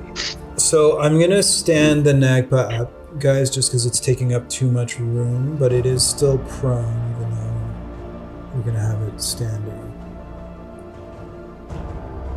Just lay this on Sir Dalen. Okay, and grapple. So go ahead and give me an athletics check, although I'm stunned, so I can't really see how I could... It's a check. The stun condition doesn't prevent you from making checks. Yeah. Yeah, okay, I feel that. So that's my whole turn. Thank you, little one. That brings us to Ranlin Greybeard. As a bonus action, I'll cast Spiritual Weapon. Okay, bonus action, Spiritual Weapon. Where would you like it to appear? Right in to the side of the monster. Alright, I'm going to place that right here. It was a 17 to hit, which does not hit the creature. Okay. Was the roll for spiritual weapon made at advantage? Oh, good call. It is within 5 feet, so it probably should have been... Yeah. Excellent point. Ranlin, can you re-roll your spiritual weapon attack, please? 3. Okay, yep, so that one missed. Yeah, at advantage it missed is what I'm trying to say. I had advantage. Yeah, because the creature's stunned, so, and prone. I'll move 30 feet to my left 5, and 10, try to 15, shoot my 20, crossbow at it. 25, 30. Okay, you pull out your crossbow. Is it a light crossbow? Yes. All right. Is the light crossbow two-handed to fire? Or you can still fire it with one hand, you just need 2 to reload? I think that's right. It says two-handed. Okay. So you pull it out, but you can't fire it. It's a two-handed weapon. Okay, yeah. Okay, got it. That'd be it. That brings us to the end of the round for the players. At this point, a few things happen that assail your senses. First of all, this fog that Therangul mentioned, you feel the tingling of a little something starting to happen within your body, and it's not good. It fills you with a sense of dread, and that feeling is growing. The next thing that happens is all of the crystals illuminate. So all of these 10 crystals along the edge are now glowing brightly. You also hear a very loud and distinct sound of some large gear beginning to operate, and you hear a chink, chink, clink, clink, clink, clink, clink, clink, and you hear both stone on stone and like metal on metal, that high-pitched screech as this entire section of the floor retracts.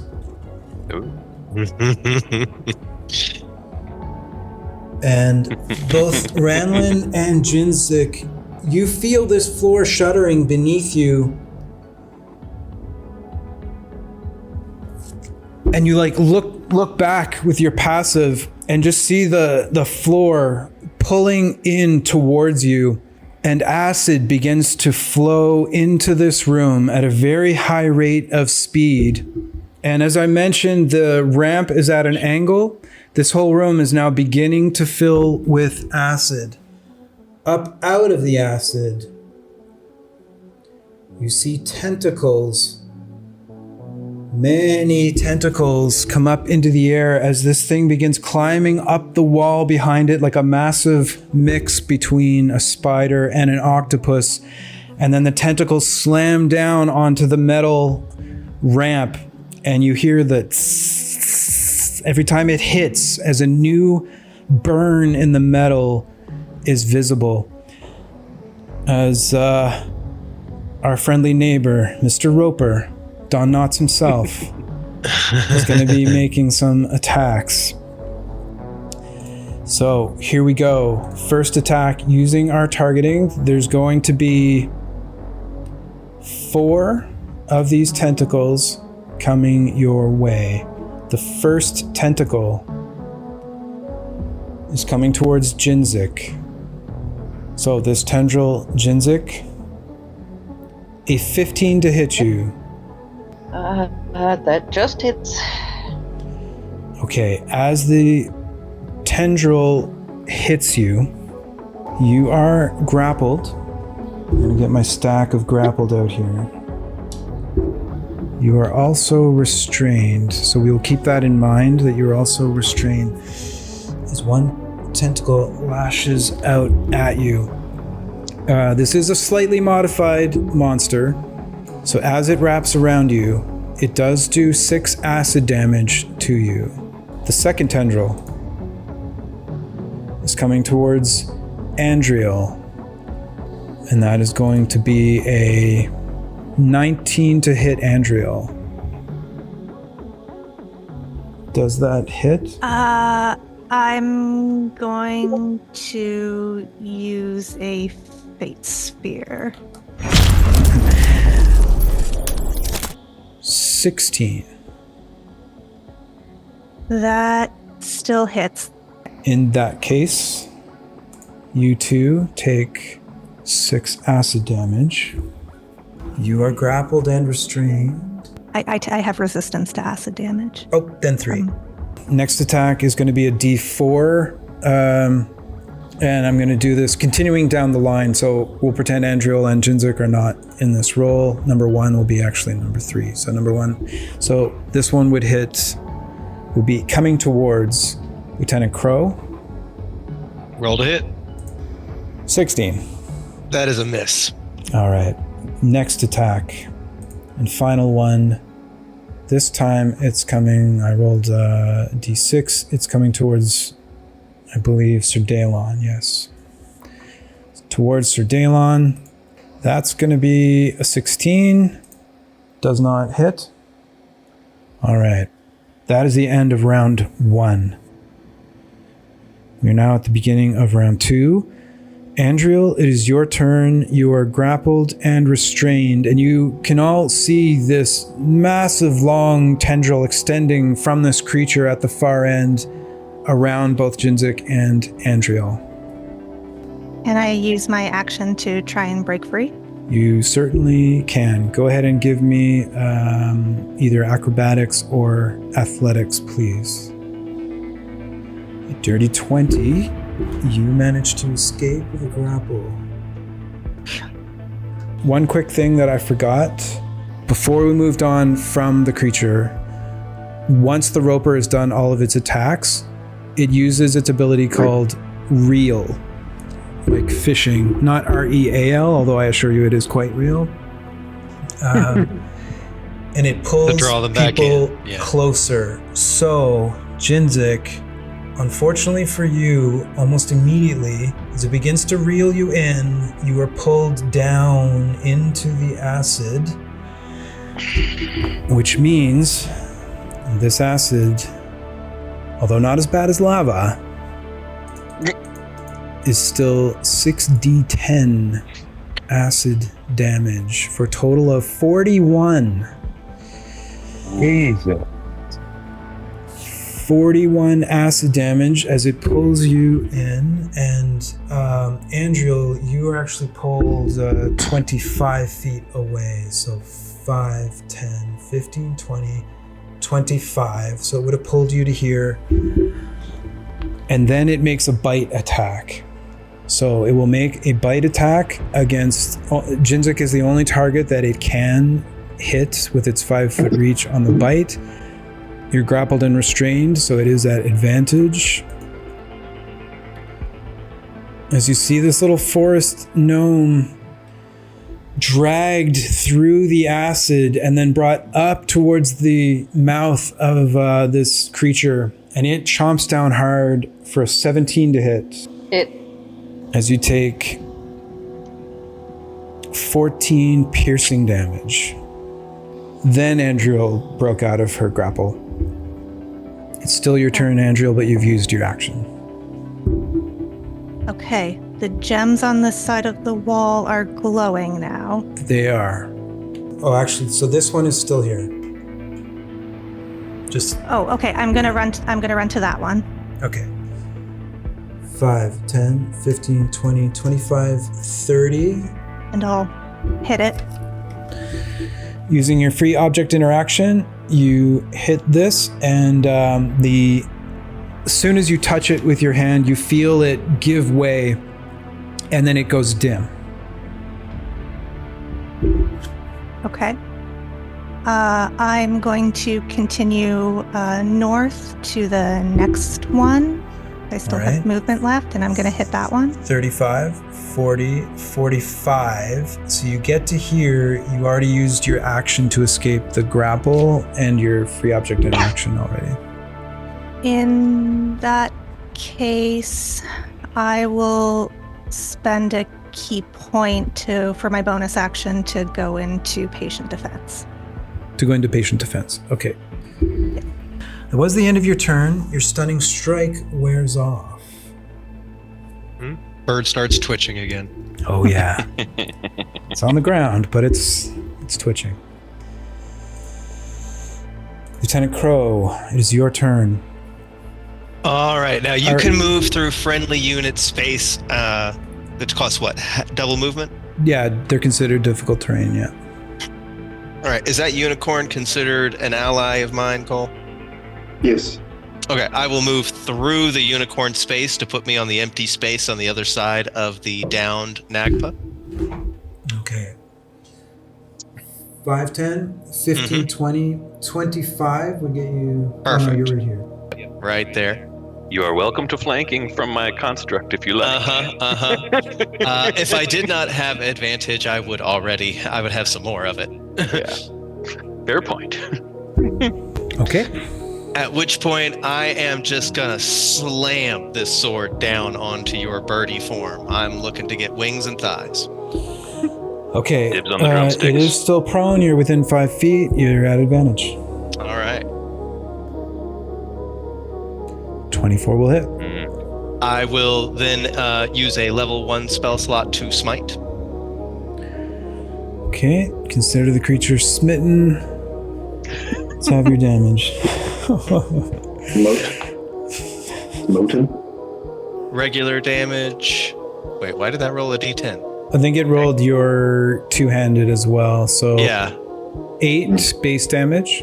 And then 2d8. We still haven't seen it. Okay, 13 total on that strike. Yep. And that is the first hit. Second hit, I'll bring that sword up and then slam back down. 21 hits. Yep. And then I will again use a level 1 spell slot for a smite. Okay. So that's just a d8. Why do you keep rolling the versatile damage? That's stupid.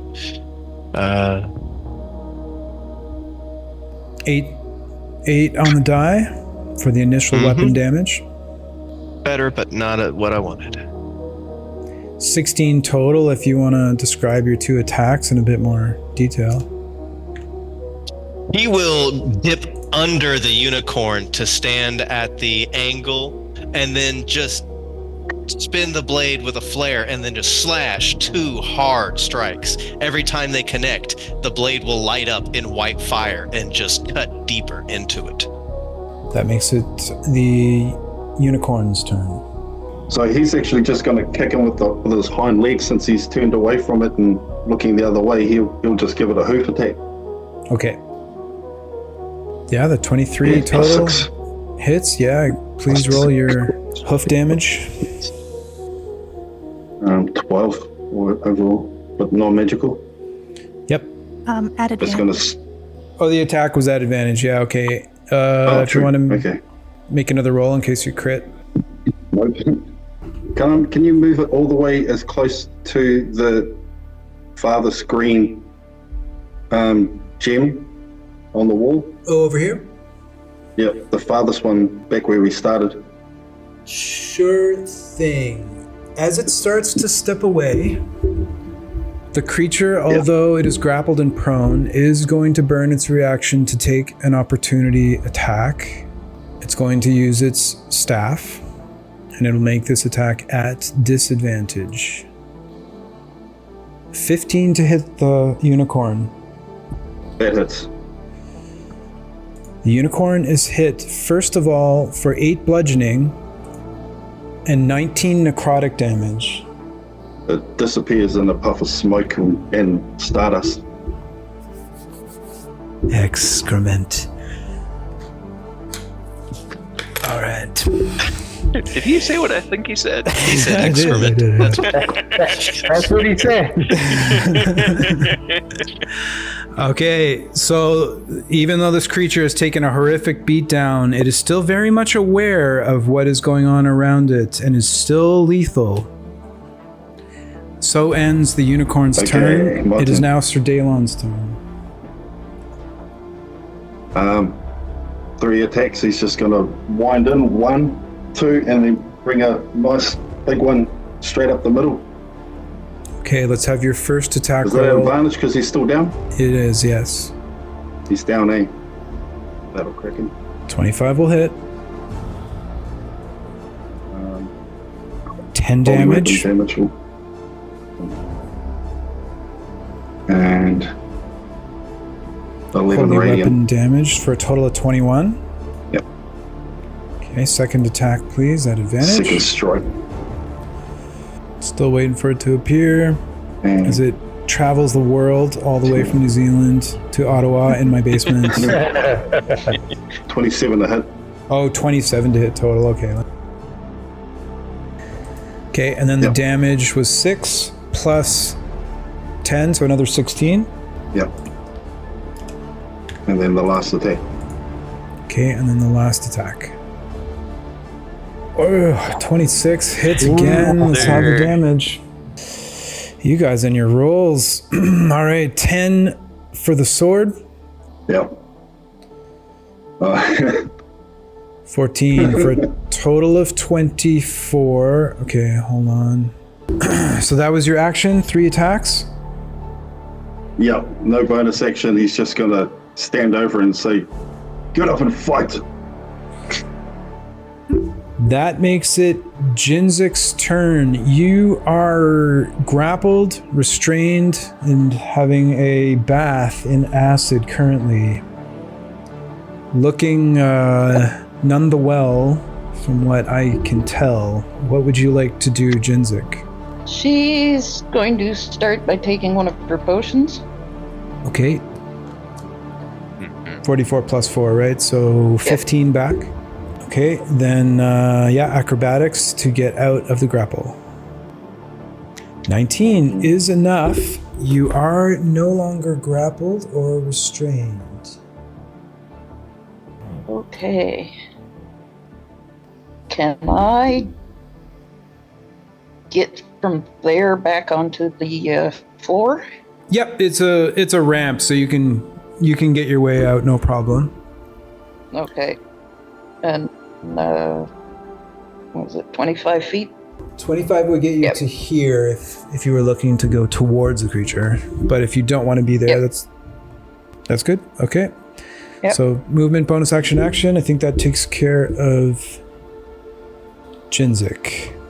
That means it is the Nagpa's turn. It is being grappled, so its speed is 0. Look But at your chat. Look at your chat. Attack of opportunity on a bot. attack of opportunity for what? The bot. The robot. Roleplay. When Jinzik Yeah. leaves. Oh, I see what you're saying. Okay. Yeah, it would definitely want to take a bite. So it'll burn its reaction. Alright, so it would have been before she moved away.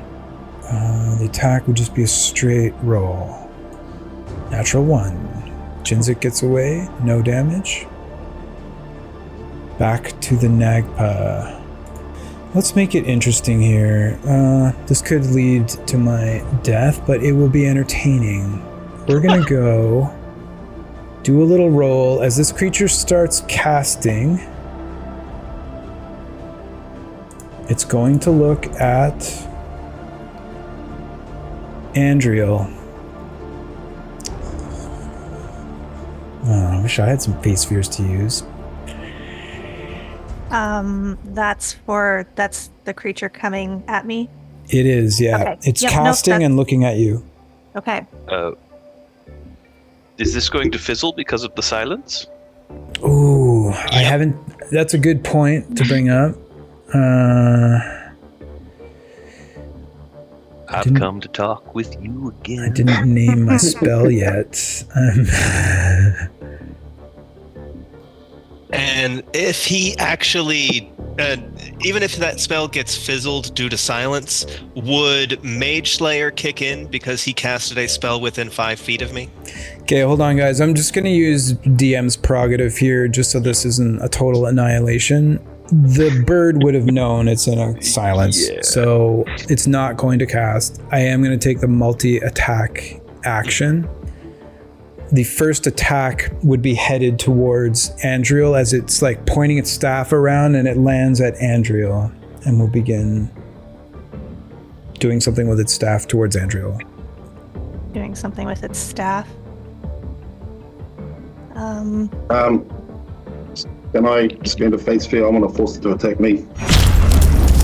Nice. Very well, Sir Dalon. Sir Dalon uses a fate sphere. Using a fate sphere to tank the attack, you certainly can. Wouldn't it also have disadvantage on the attack because it is in melee with many things? And Seeing its attention drawn to Sir Dalon, it's going to whip its staff around for a melee strike. Still within the multi-attack realm. +8 to hit Sir Dalon. That'd be a 22 to hit Sir Dalon. That'll collect the shield. Damn. All right. Second attack. This one is coming at Andriel. That thing's got a hard on for Andrew. 15 to hit Andriel. It should have disadvantage on for several reasons. It is at disadvantage. My bad. What are the other reasons, though, other than the patient defense? She dodged. It's currently locked in melee with a couple other things, and it doesn't have the relevant feat, and it's currently prone. Yeah. Oh, prone. Yeah. All right. Yeah. So Prone. this would be a 30. So it still would hit as it's laying on the ground. You see a beam of energy shoot out towards Andriel. Was it 15 or was it 16? It was a 15. 15. My AC is 16. Okay, then it would have Oh, that missed. Third and final attack here. This one's going to be going at Lieutenant Crow, which would be... You can try. It will shoot a beam at you as well. No, it will try to hit you with the staff. So disadvantage, the 16. That will miss. Okay. That ends the creature's turn. Little one, it's your turn. Mechanically, Little would like to descend in order to trigger the green stone closest to the acid with his free object interaction. Flavor-wise, he just airdrops you and hits it with the party's elbow. I descend and tag it. So 20 feet of movement used. Yeah. And then I'm gonna go back the way I came along the floor, using my hasted action to use object interaction to trip the second stone. Okay, so 15 more feet of movement. That's 35 total. I would like to do the same goofy thing where I'm 15 feet above the stone, the clear stone in the corner. This one here? Yep. Okay. 40, 45, 50, 55, 60. And then 10 feet above it? 15. 15. And then I would like to spend my conventional action to make a pair of javelin tosses at my dinner. Okay. Which I believe would be a straight roll because it's disadvantage because he's prone, but he's also grappled, so advantage. 16, I believe that does not hit. Next. Nope, 16 does not hit. But a 21 does. 21 does. Taste my 8 damage of fury, and as a bonus action, I am going to catch the eye of my construct, who is essentially in dimension and shape, not unlike a velociraptor or allosaurus, so he has excellent side vision, and I'm just going to point at the Nagpa and go, and he will grapple it. So Todd said grapple does not give advantage. Oh. Should we count those rolls as just the one attack? And Yep. it just misses? Okay. Yep, that's right. Okay, then that second attack will miss. He does not, in fact, take 8 damage, but I am still going to command the construct to grapple Big Bird. There we go. That would be a 23. Nope. Still grappled. All right. And pass my turn. I think that's the Ranlin, fastest turn I've ever it is had. your turn, Ranlin. I actually want to cast Guiding Bolt. All right, let's have your attack roll. That's 14, so it would have missed. Yeah, okay, so no damage caused by that. Guiding bolt misses. Anything else for Ranlin? Yes, I'm going to move 30 feet towards the crystal on the wall that is not next to Andrew. 5, 10, 15, 20, 25, 30. You're standing right beside it. Free object interaction. I want to hit it. You had your Warhammer out, so... I had my crossbow. So could I use a bonus action to store that? No, but you can drop it for free. And then pick it up? Sometime Yeah, later. I'll drop it and then use a free object interaction to hit the button. There you go. Just for clarity, there's still 1, 2, 3, 4, 5, 6 buttons left. 4 have been pushed. And then I will harness divine power and regain my spell slot. Okay, no problem. Bonus action, channel divinity, harness divine power. That is the end of the round. As the floor continues to retract as 10 more feet of movement. As this creature throws out another 4 tentacles.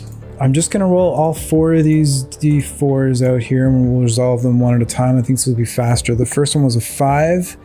Ranlin, it'll be coming towards you, the first one. All right. A natural 1, which misses. So going back to the next one is going to be at Lieutenant Crow. Roll to hit. 20 to hit. I will use my reaction, and there will be a flare of light on my left forearm, and I will cast Shield from the magical tattoo, raising my AC beyond that. Well done. Well done. Third tentacle. Roll to hit. I'm going to say it's not going after you after the shield. Gotcha. So we'll move to the next one. 5. I'm getting hammered out here, guys. So 5. This one will be going to Ranlin. Roll to hit. 15. Nope. And my last one, I'm going to roll a new D6. Little one. I'll take it. And that would be a 14 on the die for a total of 21. Yeah, that won't hit me. Okay, Roper non-effectual. Does not connect with anyone. It can't do its real. There's no one around to bite. That's the end of round 2. You have to do the environmental effect that's kicking in now. Let's roll some saves. So the first thing I'm going to do is determine what saving throw it's going to be. I'm going to roll a d6, and we're just looking at Strength 1, Dex 2, Con 3, Int 4, Wisdom 5, Charisma 6. So it's going to be a Charisma save. Figures. So we will do that in order. Andriel, if you could give me a Charisma save. The DC is 15. I'm going to use a Fate Sphere on that. Okay. You go ahead and use a Fate Sphere. You can re-roll that save. 6 is also a fail. A Fate Sphere would bring that back at advantage, eh? Yeah, you mean the most recent roll? Yeah, Yeah. You're using a Fate Sphere, Sir Dalon? Yeah, so she can re-roll it at advantage this time. Okay, go ahead and roll Is that again. Charisma save. Okay, that is a success. So you would only lose 2 hit points off of your max and current. Okay. Okay, next up, Lieutenant Crow. Charisma save, please. So yeah, 5%. So whatever your 10% would have been, you just take half of that. Moving down the list, Sir Dalon, your turn. Let's go. All right, 5%. Max and current. Brings us to Jinzik. A 6. Doesn't meet the 15. As of right now, that would be 10% of your max HP taken off your current and your max. Little one. All right. 10%. And Renlin. 15. 15 does make it. Yep. Those of you that did take damage, if you're concentrating, I need con saves. All right, and I roll at advantage. Ooh, that will fail. That will drop the spell. Okay, so that's the giant aura, right? Yep, big aura. I'll use a Fate Sphere to allow him to re-roll that. I just threw it. All right, Fate Sphere. I just want you to have to get up and get it. Redo your check. And is that at advantage? It would be, yeah. Yep. All right. Rolling again. That'll pass. Yeah, I should. Yeah, we're still waiting to see it, but okay. 15. Grab that I back. should go for the construct's poison gas effect as well. But first things first, before I forget, let's get that concentration check for silence. Yep. That would be a 13, so I'm good. You're good. Ranlin passes. 25, no problem for Sir Dalon. Does Steel Defender affected by the gas? No. Well, no, actually, yeah, it would be everything in the room. Yeah. Yeah, I have to remember that the goal of this check is to end the game more quickly, so. Yeah. So yeah, that would be a fail. All right. Okay. Here we go. Andriel, round 3. First things first, I'm going to use my free object interaction to bust open the gem on the wall right next to me. Okay, free object interaction on gem number 5. And then I'm going to run towards the bird and use as much movement as I need to get there. 5, 10, 15, 20, 25, 30 gets you there. Okay, and then I'm going to do like an elbow attack in in its wing. Okay, 14 to hit. Advantage? It is advantage. What's it Yeah. up? That hits. Please roll your damage. I'm gonna roll my damage first, but then I'm going to, because it worked so great last time, I'm gonna use another key point to try and stun it again. Okay. Now I get to make a con save. Yes. Natural 1. As I am stunned. Well, the Nagpa stunned. It's not me. I don't know why I'm taking it so personally. I mean, you shouldn't be stunned. You've been looking at this all day. I am a little stunned. All right, that one is resolved. Andrew. Okay, yeah, so that's, I'll make my second attack at advantage then. Yep. Oh crap, I just clicked it, so I'll just click it again. Sure. 15, no, its thick hide is not affected by your strike.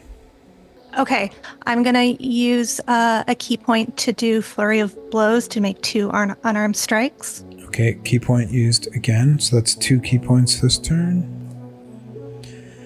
20, the first one hits. Okay, so I'll do damage for that one.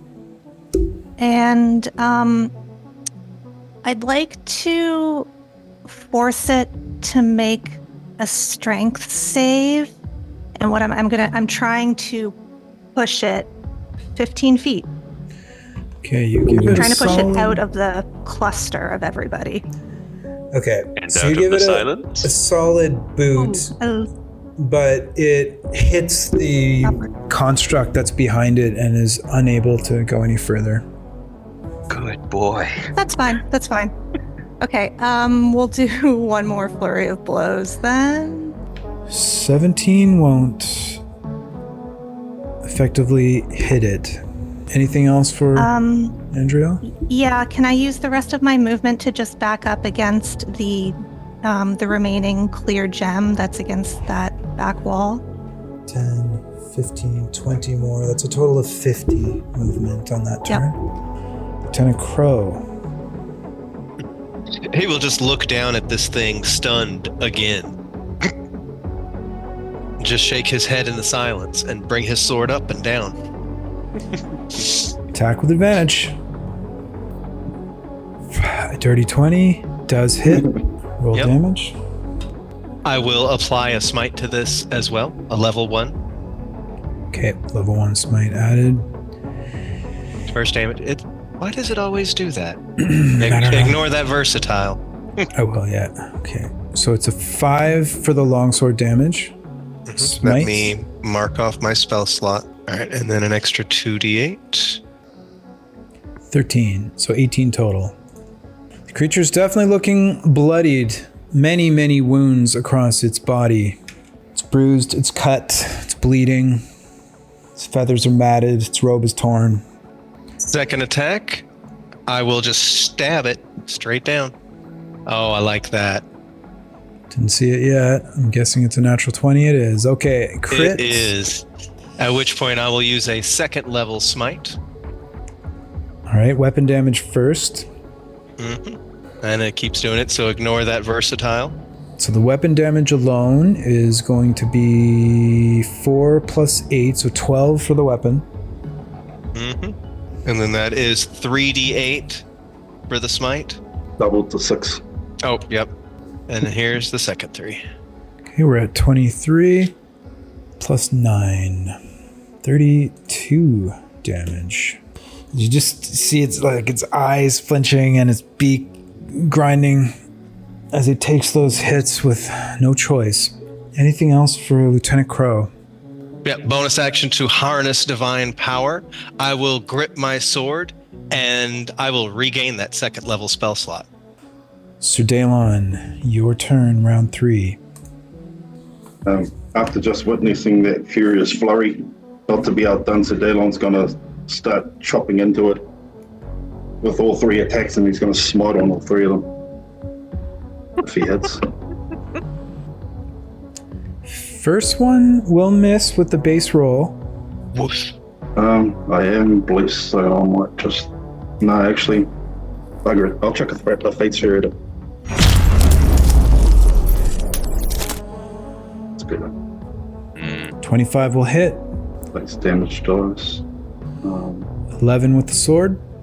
Holy weapon damage. And then a 20. first level smite. Wow. Okay, 25. And then another 11, so 36. 36 damage. As you cut a tremendous gash, as this creature's innards are starting to come out, and its eyes are wide at this point. Second attack. At advantage. Let's go with the 21 hit. 21 hits. Roll with another 8. 8 for the weapon. And shall I just roll the and yeah, holy weapon, another 7. 15. And then another first level smite. 30. 30 damage. Yeah. Sir Dalon Dawnblaze, do you want to describe how you end this creature? That's what I'm talking about. Ow. It's 3. Oh. The man has killed 3. Just in a short fit of fury and divine justice, he just can't believe this thing would look at us mortals as weak. He goes, Durham-Ghoul will learn the same lesson sooner or later, and slams his sword right down through its neck. Okay, so for now, just to try to save us some time, we're gonna make the monster go bye-bye. The chest is going to appear. Symbolic chest, keep in mind, cannot be opened currently.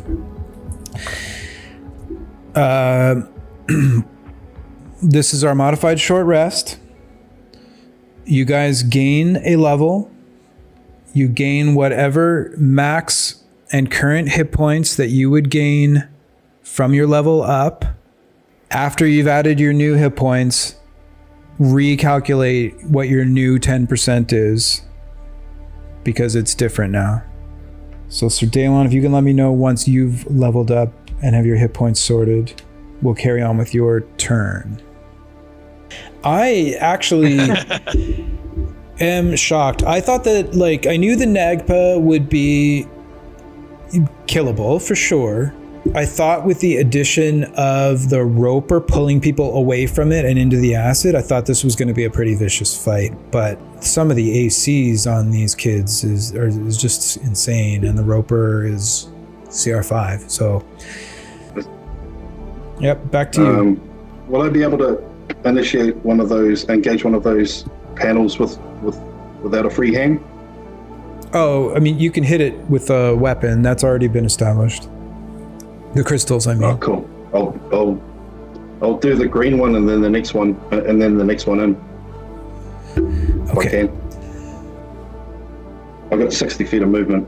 Yep. So in front of you here, there is one right here. But you want to go over here and take care of these? Yeah, actually, I'll just go to the farthest white one, hit that one, and then hit the next one in. So that's 5, 10, 15, 20, 25, 30. 35 feet of movement gets you to here. So free object interaction for this one. 5, 10, 15, 20, 25, 30 gets you in this space where Ranlin's spiritual weapon is and where the crystal is. So you are there, and you're using your hasted action to touch that crystal? Yes, please. Alright, this one activates, which means there are 3 left. 3 doors left. Yeah, he looks back over his shoulder at the acid broker and raises his shield up. Jinzik, it is your turn. Where are the 3? 1, 2, 3. And actually, this one is in Matthias Crow's space.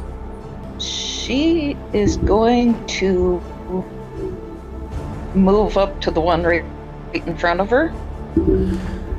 Okay, this one right here. Yep. 5, 10, 15, 20, 25. So you are standing right beside Matthias Crow. The crystal is within the 5-foot square that Matthias Crow is beside.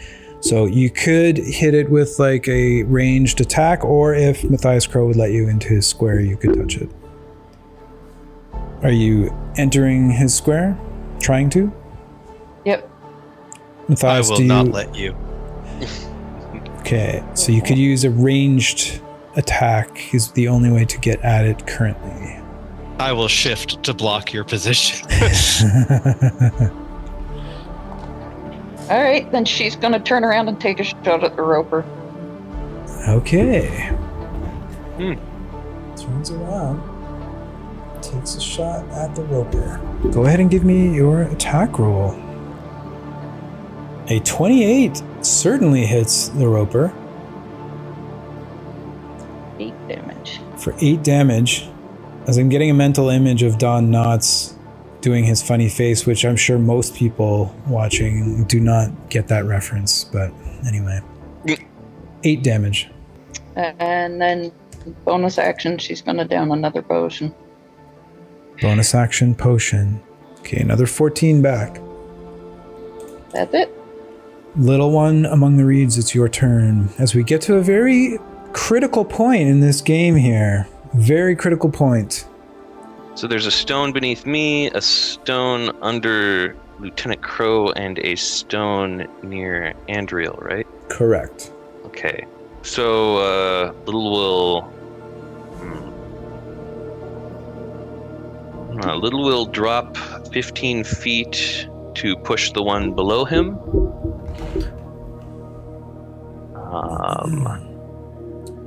Little drops 15 feet. And you do push it? Yeah. With my free object interaction. 2 remain.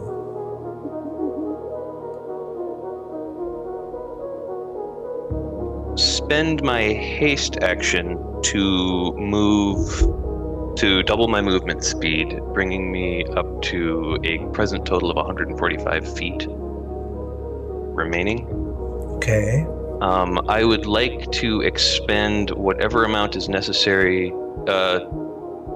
to move me above the 15 feet above the door.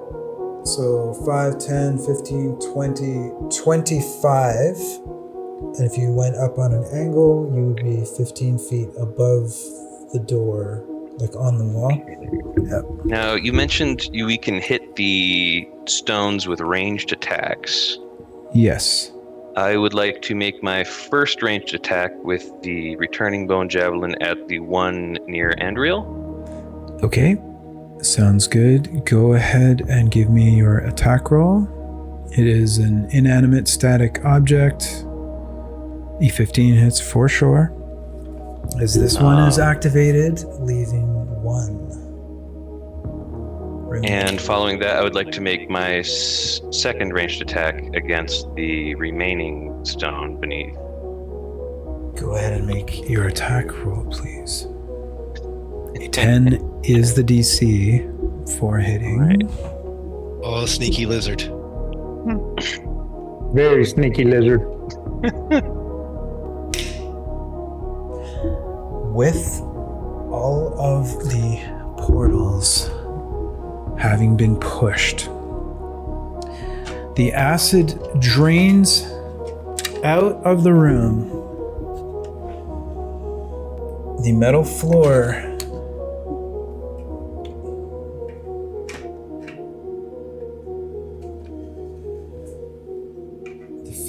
immediately restores itself. As our 2 doors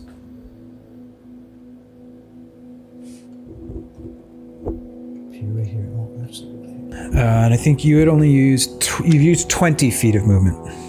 Yeah, I currently have 120 feet remaining, by my reckoning.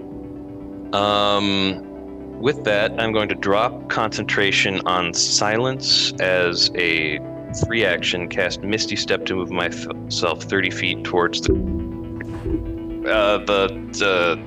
door towards the bottom of the screen. Right here. Yeah.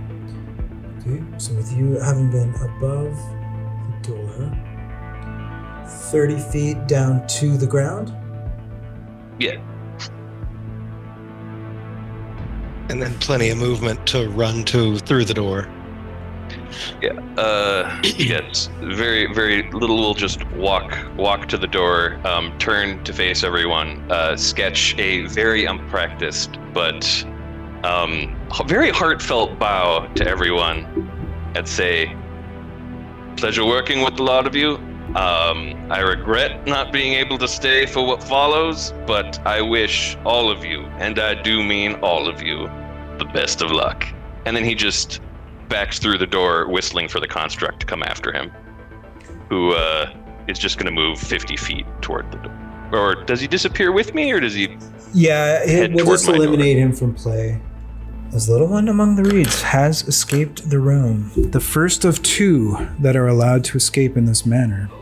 That's one of 2. It's now Ranlin Greybeard's turn. All right, so how far am I from the door? The opposite side? 530, 35, 40, 45, 50, 55, 60 to go through.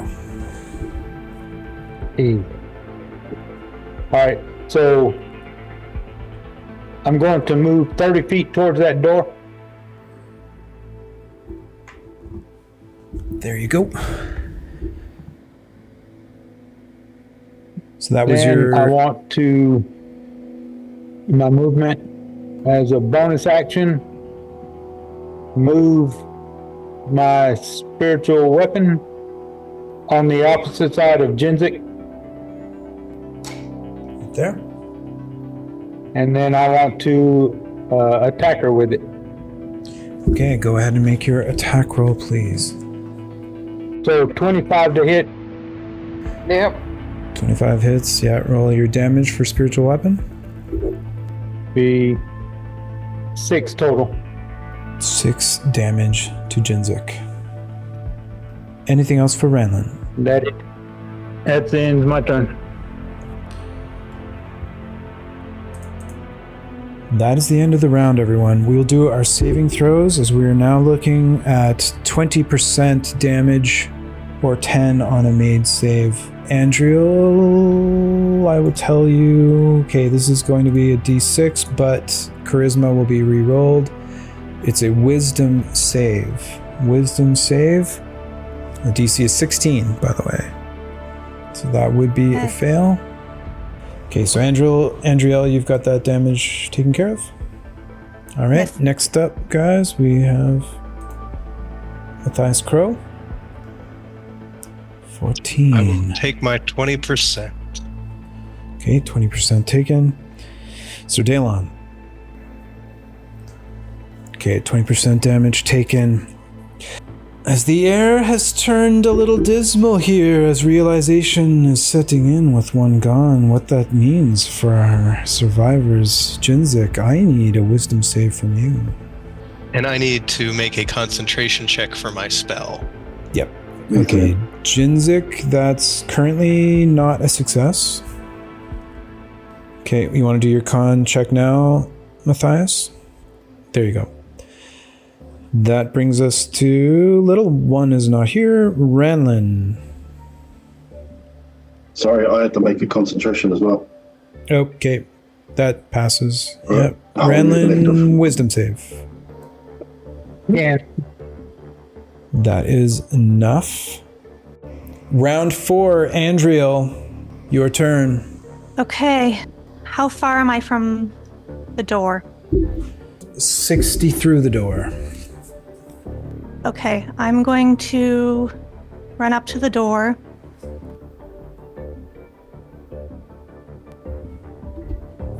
And I'm going to use my action to throw down my elemental gem. Okay, which color is your And- elemental gem? My elemental gem is blue sapphire. Is that an air elemental? It is. And the description for the gem says this blue sapphire contains a mode of elemental energy. When you use an action to break the gem, an air elemental is summoned as if you had cast the conjure elemental spell, and the gem's magic is lost. Okay, conjure elemental spell. Just gonna look up Yeah, so this concentration. the details of that. Yeah, it says though you cast the spell. Yeah. It is concentration. Oh, okay. I don't know if this is gonna work, but Yeah. I'm So- gonna say I'm gonna command the elemental to ally with the lieutenant and with Sir Dalon. I'm going to say, may the odds be ever in your favor. And I'm gonna go through the door. Okay. Andriel goes through the door. I have to roll initiative for it. And has escaped the room. I just need to read some details about the elemental here. It is concentration. Well, if she's not there, can she concentrate on it? Not anymore. So it goes wild. So it goes wild. That's okay. We like chaos here in the Crucible of Fate, Fate's Hand Tavern. Roll initiative for it, please, Mayor. So 20 in the initiative order. We're going to put it right under Matthias Crow. After, I mean, not under. Mm-hmm. Okay, the spell itself, the range of it was 90 feet. Where did you want to position it before you left? I would position it next to Ranlin. Of course you will.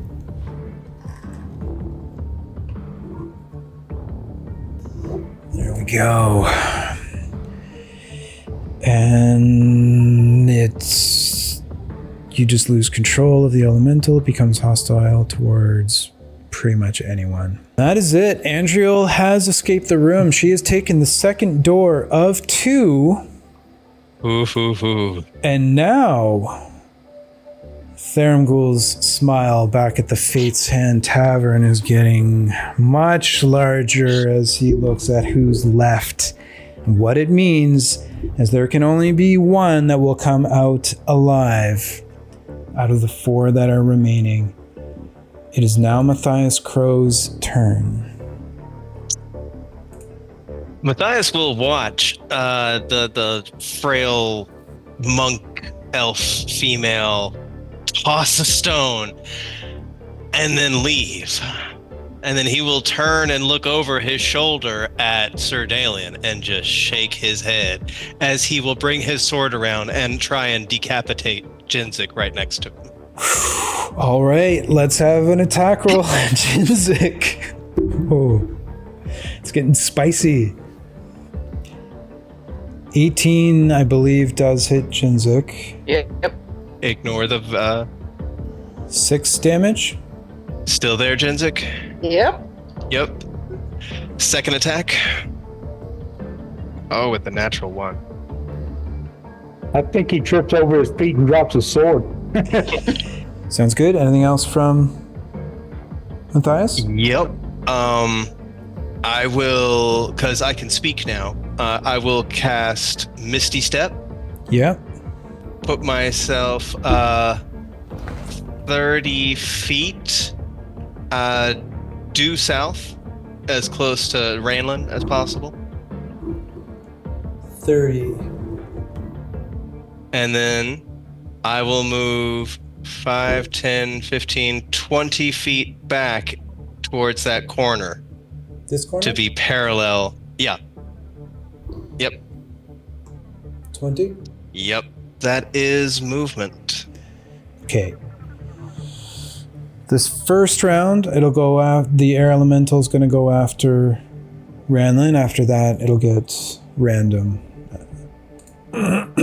Okay. 5 plus whatever is not going to hit Ranlin. No, 5 plus 2. Actually, no. The first thing no, I already said it. Okay. Done. That brings us to Sir Dalon. As since your last turn, this battlefield has changed significantly, Sir Dalon. Yeah, he's going to look straight across at Matthias Crow on the other side of the room. He'll speak out loud and say, "May the strongest among us live to carry the torch." And then he's going to turn his attention to Jinzik and go over and give her an attack. Okay. Moving over to Jinzik. Yeah. I'm just going to stack these beside you. Okay, 9 I'll misses. make a second one. 14, Jinzik. Nope. Miss. Sorry, I've got place on it. Just let it roll. Bless, right? 16. 16. Yeah. Yep. It's Okay, I'm just going to drop the So Dave, damage. Todd asked about multiple attacks for the air elemental. Oh, yeah. Twice. I only rolled 1. Yep. Thanks, Todd. Sorry, Sir Dalen. Just give me one quick sec. 2 attacks against Ranlin. We already did the first one. This is the second natural 20. Well, thank you, Todd. So 2d8 plus 5 is the damage we're working with here. So 2d8. So 9 plus 16, 25 damage to Ranlin. Back to Sir Dalon. 2 attacks are done. This one hit. We're rolling damage on your second one, right? That's right. Okay. It's just the holy weapon damage left. Oh yeah, I see the 6 from above. That's 15. Yeah. Still up. Okay. One more. And that'll miss. That will miss. Okay, and then just send me straight over to Randall as much as I can. Okay. Jinzik, do you burn your reaction for an opportunity attack? Okay. Go ahead and... Actually, I'm not sure I can, because I have the short bow. You could attack it as an improvised weapon. Nope, then I'll have to pass. Nope. Okay, so 20, 25, 60. 30, 35. And that'll be the end. I'm just going to leave that off for now, Matthias, but that makes it Jinzik's turn. Okay. Bonus action, second wind. Bonus action, second wind. 12 hit points. Rolls a 10 on that one. That was your bonus? Yep. And for action, she is going to pull out her bow. She is going to use her bow and try and shoot the lieutenant. Shoot the lieutenant. All right, let's have an attack roll. Now. Guys, I apologize for saying this, because I know you're in various states of conflict and emotion, but I just have to say that this is exactly what this was designed to do, and it is doing it, and we're into it. So thank you for being here, and I'm sorry. Let's go. It's a perfect room, man. Perfect room. She's going to take a shot. 27 to hit. Do me some damage. 5 damage. I'll take it. And I'll make my concentration check. Okay, concentration. I got it. Okay.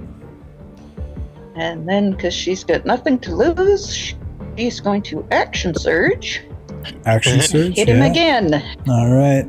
Have another shot. 24 to hit. 24. Do me some damage. 6. And let me make another concentration check. I got it. Is that it for Jinzik? That's it. Ranlin, your turn. Bonus action, spiritual weapon against Jinzik. Okay. Attack roll, please. 11. 11's not going to cut it So currently. I'm in Lieutenant's aura. Does that give me any? Nope. Gives you Okay. nothing. Okay. That missed. All right. So my action, I'm going to cast Wall of Fire. Okay. Wall of Fire being cast. Where would you like the Wall of Fire to be?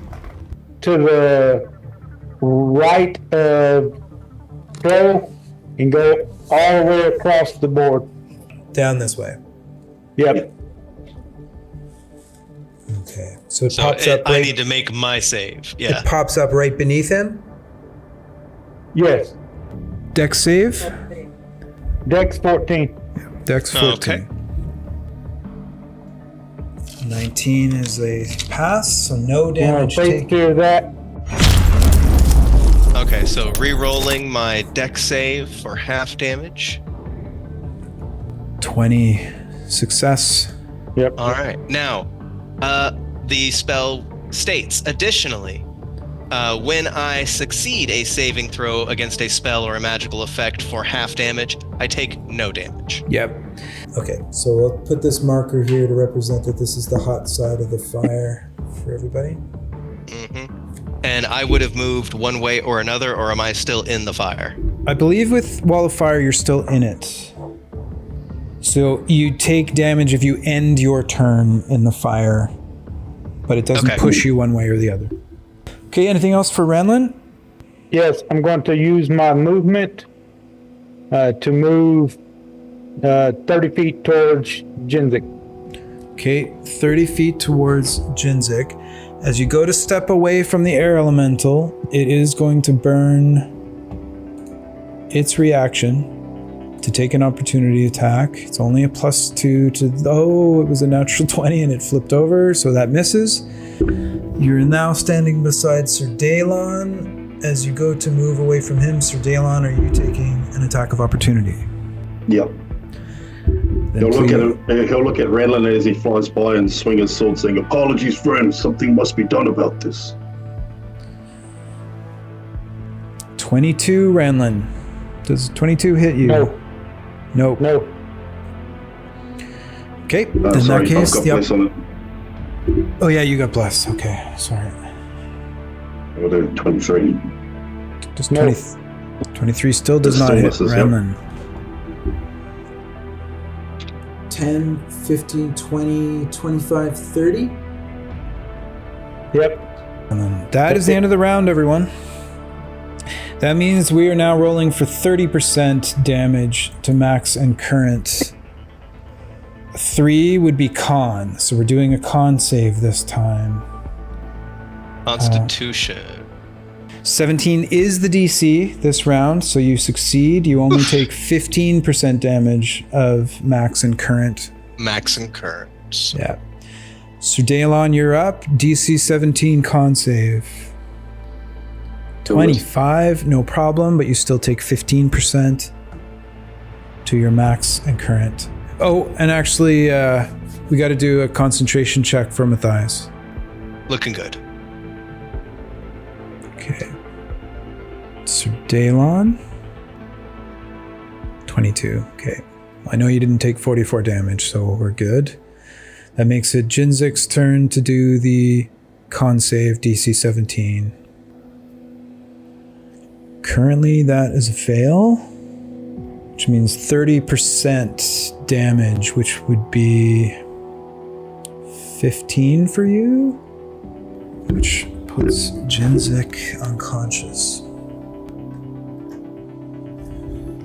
That brings us to Ranlin con save. 22. 22, so you're good. You take 15%. Con save again, please. 18. Oh, okay, so it'll still stand. Yep. I think that is everyone. Top of round 5. Matthias Crow. All right, so I will step back into the cool side of the fire, shielding myself from view because it is opaque. And then what? That's 10, 20 feet along the wall going north. That's my 30. All right, I will use my action to cast Lay on Hands for full, restoring 25 damage, I believe. Let me double check. A 30. I will restore 25 currently. Yep. Any bonus action? Yes, I will drink a potion of heroism, gaining 10 temporary hit points and the effects of bless. And I will wait and let them fight a minute. That makes it the air elemental's turn. I'm gonna roll a d6. Actually, I'll roll a d4. That is a 3. So looking at the valid targets, so it'll be Jinzik, Crow, and Ranlin is number 3 of the 4. So the air elemental is going to move to Ranlin. the air elemental will attack Ranlin, but it's actually going to do its whirlwind. So it enters into your space, Ranlin. So you are in this whirlwind. I need you to make a strength saving throw, please. Ranlin, DC 13. 18. 18. Okay, so you're good from that point of view. That brings us to Sir Daelon. All right. I'll move straight into engage with Ranlin. 5, 10, 15. Yep, and then I'll take 3 attacks at a flat roll on Ranlin, saying to him, "We only prolong the misery. We can regain our honor." And then he's going to swing it. Natural 20. So 12 plus 8, that's 20 damage. It is Plus a natural 7 20 on the vicious, so what's the extra there? Yep. Plus 7, that's 27. 27. Yeah. Okay, holy weapon. Holy weapon is 4d8 radiant now. That'll be a further 12. So 39. Yeah, and then I'm going to throw... Pardon? I'm down. Ranlin Oh, you're is down. Okay. No, I'm gonna concentration on the wall of fire. Yeah, he's down. So he's gonna look down at the fallen Ranlin and over at the fallen Jinzik and turn over to Matthias Crow and shoot straight towards him. I'm sure I've still got enough movement to get there. Okay. And stand face to face with him. All right. The air elemental had its turn. It gets its reaction back. It is going to take an opportunity attack. It gets a +2 to this roll. A 19. 21? Misses. Okay. 21 misses. You're charging straight towards? Yeah. And knocking away the blow with the shield as he's on his way across. And then I'm going to use a bonus action to harness divine power. Bonus action, harness divine power. And gain a 2nd level spell slot back. Yep. And then, since I've already attacked, could I hold another action? No, you can't because you've already used the attack action. I've already used that, yeah. Okay, I'll forfeit the rest of the action and stand there in front of Matthias Crow and say, one of us must stand and be strong enough to take this fight. And then that's it. Okay, and just to make sure, because you started the attack action and then moved away, you can't do the remainder of your attacks? Is that what you're... No, I'm dropping the attacks. You're dropping them. He was wanting to hold the second attack. Oh, yeah, okay. But I'm going to drop them completely, yeah. Okay. All right, Jinzik, that makes it your turn. I need a death save. Looking for a 10 on the death save. 15, that is one success. It is now Ranlin's turn. Same thing. I need a death save. 4. Okay, so 1 fail for Ranlin. That is the end of the round. We need to do some saving throws here. We've already used Con, Wisdom, and Charisma. I'm going to do a D6 since there's only 3 left. 1 and 2 will be the first one. 3 and 4. Okay, 1 or 2 is going to be a strength save this time. Starting at the top, I need a strength save, DC 18 from Lieutenant Crow. I just realized I didn't use a Fate Sphere on Sir Daelon's hit. Yeah, I paused, but yeah. 21 makes the save. Only 20% damage from your max. Sir Daelon, same thing. Strength save, DC 18. Then I'll roll a bless on that too. Fate's... Oh, on bless, yeah. No good. 17. I'm gonna Fate Sphere that default. Fate Sphere, you're... Okay, Fate Sphere used. Go ahead and re-roll. That's better.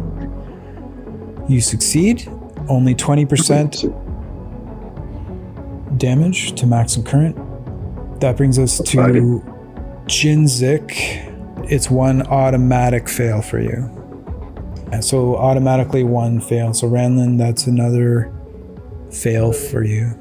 We don't get to roll for it? Well, if you make the save, it's still You half still take damage. damage. So it still damages you, and therefore you take a death save fail. I got it. Oh, yeah. Con save for the Circle of Power and Holy Weapon. Right. Yep. Let me make mine. Okay. 21, so you make it. That's still up. Sir Dalon. He makes it still up. Top of round 6. Lieutenant Crow, it is your turn. I won't say anything. I'll just nod my head in a bow of respect. I will then initiate, as a bonus action, Vow of Enmity. You are within 10 feet of me. I will gain attack rolls upon you. Advantage on attack rolls. And I don't think I can actually hit you with that high AC. I might, but that's... Natural 20s.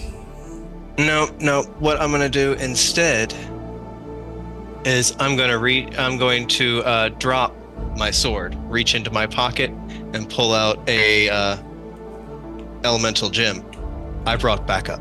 Slam it down next to me. All right. Yeah. I will summon a water elemental. Where would you like it to be positioned?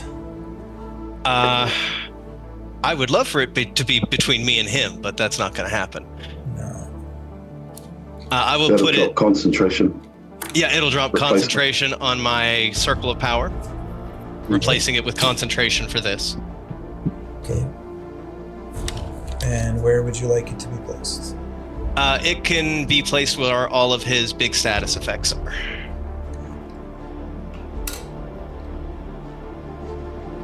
There we go. We At need which to roll point, initiative I'm going- for the water elemental. Yep. 16. Okay, 16 puts it after the air elemental.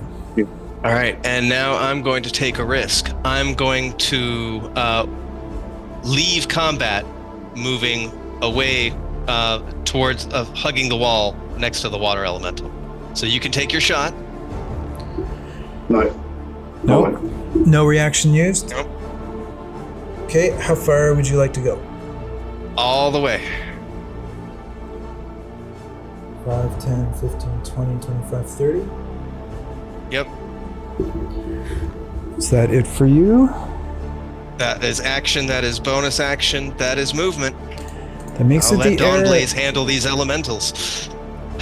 That makes it the air elemental's turn. I'm gonna roll a d4 to see who it goes after. That is a 3, which would be Jinzik's number 1. Crow is 2. It is Ranlin. Ranlin, it will attack at advantage. It gets a +2 to this attack. I'm going to face fear that. Okay. The end is very fucking nigh. Everybody is pulling out all stops here. That is a 4 this time, which would mean it'd be going for Sir Dalon. Yeah, I'll let it happen. It can fly like 90 feet, so I'm just going to put it here. They don't get flanking because they're not allies, so it's a straight attack from the air elemental. I do need to recharge its whelm. Air elemental, so the whirlwind does recharge, and I think that he would do that. So he's gonna move in. So that would be a strength save DC 13 for Sir Dalon. 22, no problem. So I remember last time Todd said there was still some damage. So on a fail, it takes this much. So 3d8 plus 2. 15 bludgeoning to Sir Dalon, but halved. So 7. Makes it the water elemental's turn. You are concentrating on it. What was the command you gave it? Kill him. For Sir Dalon. Yeah. Okay. Do you want to roll? I want for him to move to close him in, if he will. I want to pin him in as much as possible. He's in the whirlwind right now, so really, he's kind of within the... Oh, okay. Cool. Yeah. So, Sure, I'll roll it. Water elementals slam attacks are +7, 2d8 +4 bludgeoning damage. So, does that hit you? I haven't seen the roll yet. 21. No, that'll Okay. collect the shield. Click the shield. And then another, because it has 2 attacks. That won't hit you. Okay. Then that means it's Sir Dalon's turn. Cool. So as a bonus action, Sir Danon's going to raise his sword up really high, and a burst of light will come from the blade, and everybody within 30 feet must make a Constitution saving throw. Okay. I will do it for the air elemental here. What do we got on the taking die? 48 radiant. 19 on the die. Con is +2, so 21. Yeah, it's a 15 DC, I believe, since Okay. it's only a 5th level spell scroll. So air elemental passed. So that Water will take elemental? half damage. Yeah. I'll just roll the damage up. Sure. Roll the damage. So anybody that fails will take 16. Anybody that passes will take 8. Okay, so air elemental took 8. And will be blinded if you fail. Blinded if they fail. Okay. 17 +4. They will Succeeds. pass and take 8. So water It will elemental take took 8. 8? Yeah. Okay. Anybody else within 30 feet? I think I just moved out of 30 feet. Okay. 5, 10, 15, 20, 25, 30 is still in, as is Ranlin and Jinzik. So Ranlin... No, they're dead. Well, Ranlin had down. 2 fails. Yeah, because he'll take a crit from the damage. Yeah. Any damage. No, it's just the. It's not a crit, it's just And- damage, yeah. Yeah, so Yeah. Ranlin, unless there's anything that you know within the rules of Crucible of Fate, that damage would eliminate Ranlin from competition. Can I use my last fate sphere to try to talk Sir Paula? You sure can, and you are a cleric, which means you get to roll twice. Sweet. Just roll it one at a time. Let's add a little bit of suspense here. Okay, so roll D100 twice. Yeah, and you are currently level Hope you get a 7. 7? You're- 7% or less. Yeah. That would be a 70. Yep. So go ahead and roll one more time. Since you're a cleric, the advantage of that is divine intervention. You get to roll it twice. 97. No. No Wait, are dice. you rolling high or low? You're rolling low. Yeah, you roll low. Okay. So I am Low? afraid. Oh wait, you still got. You can roll again. It's, by my count, you have 2 more left. So that's 4 more rolls if you want. Oh, absolutely. Okay. Go ahead. Let's see what the gods are doing today. 84. Is Paula watching? Come on, Paolo. No. 49. You're a Nope. long way from the moon right now. 2 more rolls left. Come on. 9. That was very close. But it wasn't a 7. Yeah. Dang. 7% of the time, it works every time. Whoa! Wow! With a massive rend in this space, reality is sundered. And for a moment, all of you that are standing feel the presence of the protector, the light. You cannot help but to want to take a knee as celestial beings. Xenos himself steps through a gate, looking around at this, shaking his head.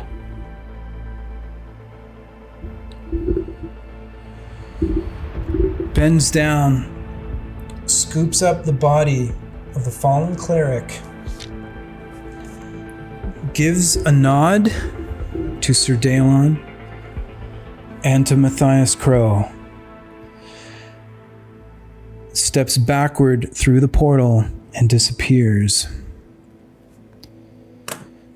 As the hole is repaired once again, and you are left in stunning silence, other than these two elementals still frantically trying to destroy you. Jinzik would take one more fail from the damage.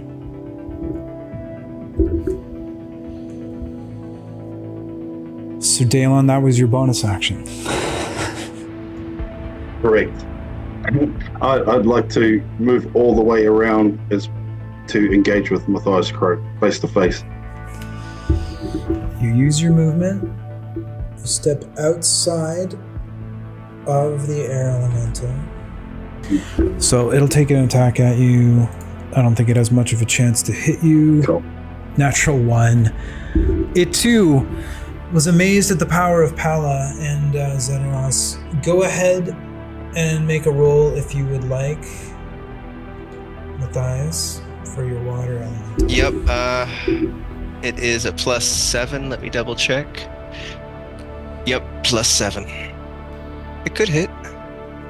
No, not with a 5. Sorry, did Crow take the damage? What's that? Do what? Did Crow take the damage from the... Was I in range? Oh, yeah. Sorry. My bad. Oh, Constitution. Yeah, let me make a Constitution check. Yeah. My con save, right? Yes. Yeah. 15. I will use this Fate Sphere to reroll that. Use a Fate Sphere to reroll. Got you. And I'll fail. I will take how much? 16 radiant damage. 16 I'll radiant. take it. Go ahead. No, wait, I'm sorry. Is it too late to roll? No, is it too late to roll my D4 for Bless? Bless. No, it's not. You just rolled. But oh, it's your aura that gives you advantage. Oh, okay, so there's no advantage. No, go ahead and roll your D4. It's a 10. That first right? one would have might. There's still advantage, isn't it? No, I don't have advantage on my spell Oh, saves. the reroll. Okay. The 2 would not have done it. What's the it would have made the DC, first one. Cole? It's a 17 DC, sorry. Oh, I would have thought it would have failed. It's a 17 DC? So it wouldn't have mattered. Okay. Yeah. So blinded? Okay, it wouldn't have mattered. Okay. I am blinded, and I have taken that damage. Okay. And still concentrating on the elemental. Oh yeah, I need to make my concentration check. Yeah, and I'll make my concentration check. Okay. Advantage? Yeah. That's War Mage. Oh, yeah, cool. Con saves, yeah. Okay. I'm gonna give 3 cracks at it. 21 Sorry. to hit. All right, I will use my reaction to activate Shield. That will raise my AC. Sorry, that'll be 24. That will. Okay, next on that. 1920. Okay, with the shield, does 24 still miss? Yes. Okay. Yes. Let me burn my spell slot. Okay, second attack. Go ahead. 25 plus That bless. will hit me on the nose. Okay. So All go right, ahead and roll I'll the just- damage. 11, and I'm gonna just drop a first level smite on it. Okay. Crash. 17, 18. All right. And one more. Sorry, I got no more holy weapon. It's expired because I used the bonus. Gotcha. Cool. That'll be a crit. I will use the Fate Sphere to make you re-roll that. Okay, Fate Sphere used.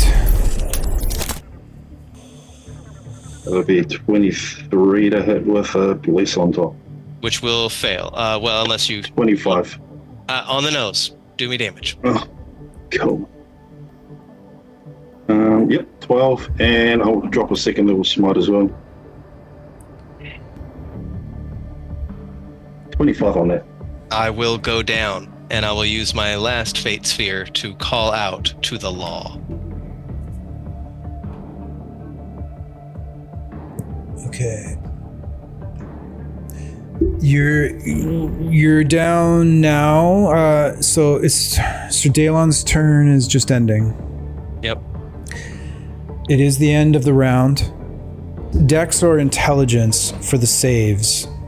Okay, that's a 3, so it's going to be an intelligence save at the end of the round. So Matthias Crow, I need an intelligence save. DC, I think we're at 18. Okay.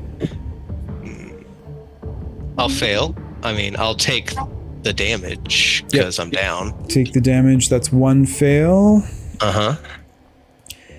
Sir Dalon, I need a DC 18 int save from you as well. That's a fail. So That's a fail, yeah. 40% of your max. Jinzik, you automatically take your 3rd and final death save. I had to do a death save at my final turn first. I went after Sir Dalen. Yeah, this though... Either way, it's a final. Happens after me. Oh, yeah, my bad. Go ahead and roll, because if you get a natural 20, you're back up. 16. Okay, so that would be your last fail. Jinzik, is there anything within the rules of Crucible of Fate that could save you from being eliminated? I'm gonna try the last Fate Sphere. Okay. That's the word, but we can try. Nope. 61. In that case, Jinzik, I'm sorry. Jesse, Jinzik has been eliminated from Crucible of Fate as we get down to it here. So we got to the end of the round. We did the saves. So we're back at the top of the round. So it's Lieutenant Crow's turn. So I need a turn D20. to save. Yeah. Okay. Just a regular D20. Regular D20. It's 2 fails. 2 fails. Sir Dalon, it's your turn. That's the Elemental's turn. Elemental's turn. I'm hoping they smash him into negatives and then into oblivion right off the bat and then leaves me alive. That's what I'm hoping. Okay. That's my hope. First off is the air elemental, which is actually they're both wild now. They're both wild. So 1, 2, 3, 4, 5. Yeah. 1 or 2. So it's a 2. So I'm going at the top of the list. It would be, oh no, it's 1 to 3. There's only 2 of you left now. Mm-hmm. Odds and evens, yeah. 1 to 3 is Crow, according to the sheet. So that one would be going towards Crow. I would like to use my Fate Sphere to have that reroll. Fate Sphere used. That was your last one, according to That's my my last one. I don't think I'll get a 7%, so I'll opt for the option. Okay. So it is Crow. Go ahead. Air elemental attacking at advantage. That'll hit. Well, hold on though. It's only an 11. Each of them are an 11 plus. No, that's the advantage roll. Yeah, 11 and 11. Yeah, it's only a 13. Oh, then never mind. No, that miss. It's only a 13. It misses. Second attack. Misses. Yep, misses. Water elemental, no longer under your control. Same thing. 1 to 3 is Crow. This time it would be going towards Sir Dalon. Yep. Maybe have it. moves over to engage Sir Dalon. It too has 2 attacks. Not at advantage, but I'm just rolling them both at the same time. So the first Plus roll is 7. a 6, plus 7 is the 13, doesn't hit. Next one is a 10, plus 7 is a 17. I don't think that hits. That makes it Sir Dalon's turn. Okay. So Dalon will look down sadly at the fallen Lieutenant Crow, and he will speak to him and say, "The torch will be carried. You will be remembered, and I will redeem you all." And then he's gonna try to put him out mercifully. Okay. Attack at advantage. 25. That'll do 25 will do it. No fate spheres left. That is all she wrote. Epic game, guys. Unfortunately, Matthias Crow has been eliminated from the Good Crucible job, of Cole. Fate. It's 6:26 here, guys. It's been a long day for everybody. I know we still have a little bit of work to do, so I'll get in touch with the survivors to pick our new monster, our new room, do some treasure. We can do that at a later time. Great game, guys. Crazy how it all unfolded. To those of you that didn't make it, heartfelt sympathy, but it was a really good game. Good game, guys. Awesome game, guys. Awesome It's game. been a pleasure. That Really Oh, epic. that was just unreal. Okay. All right. man. I am going to stop the stream here, guys. Whoever's out there, if anyone's out there still, thanks very much for joining us. We'll see you next time. Hope you enjoy a nice long rest. I'm going to cut the stream. Thanks very much, guys.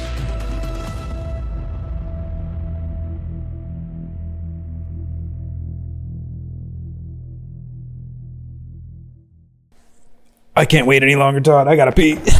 I'm going to try to go as fast as I can with the rest. I'm gonna go pee too.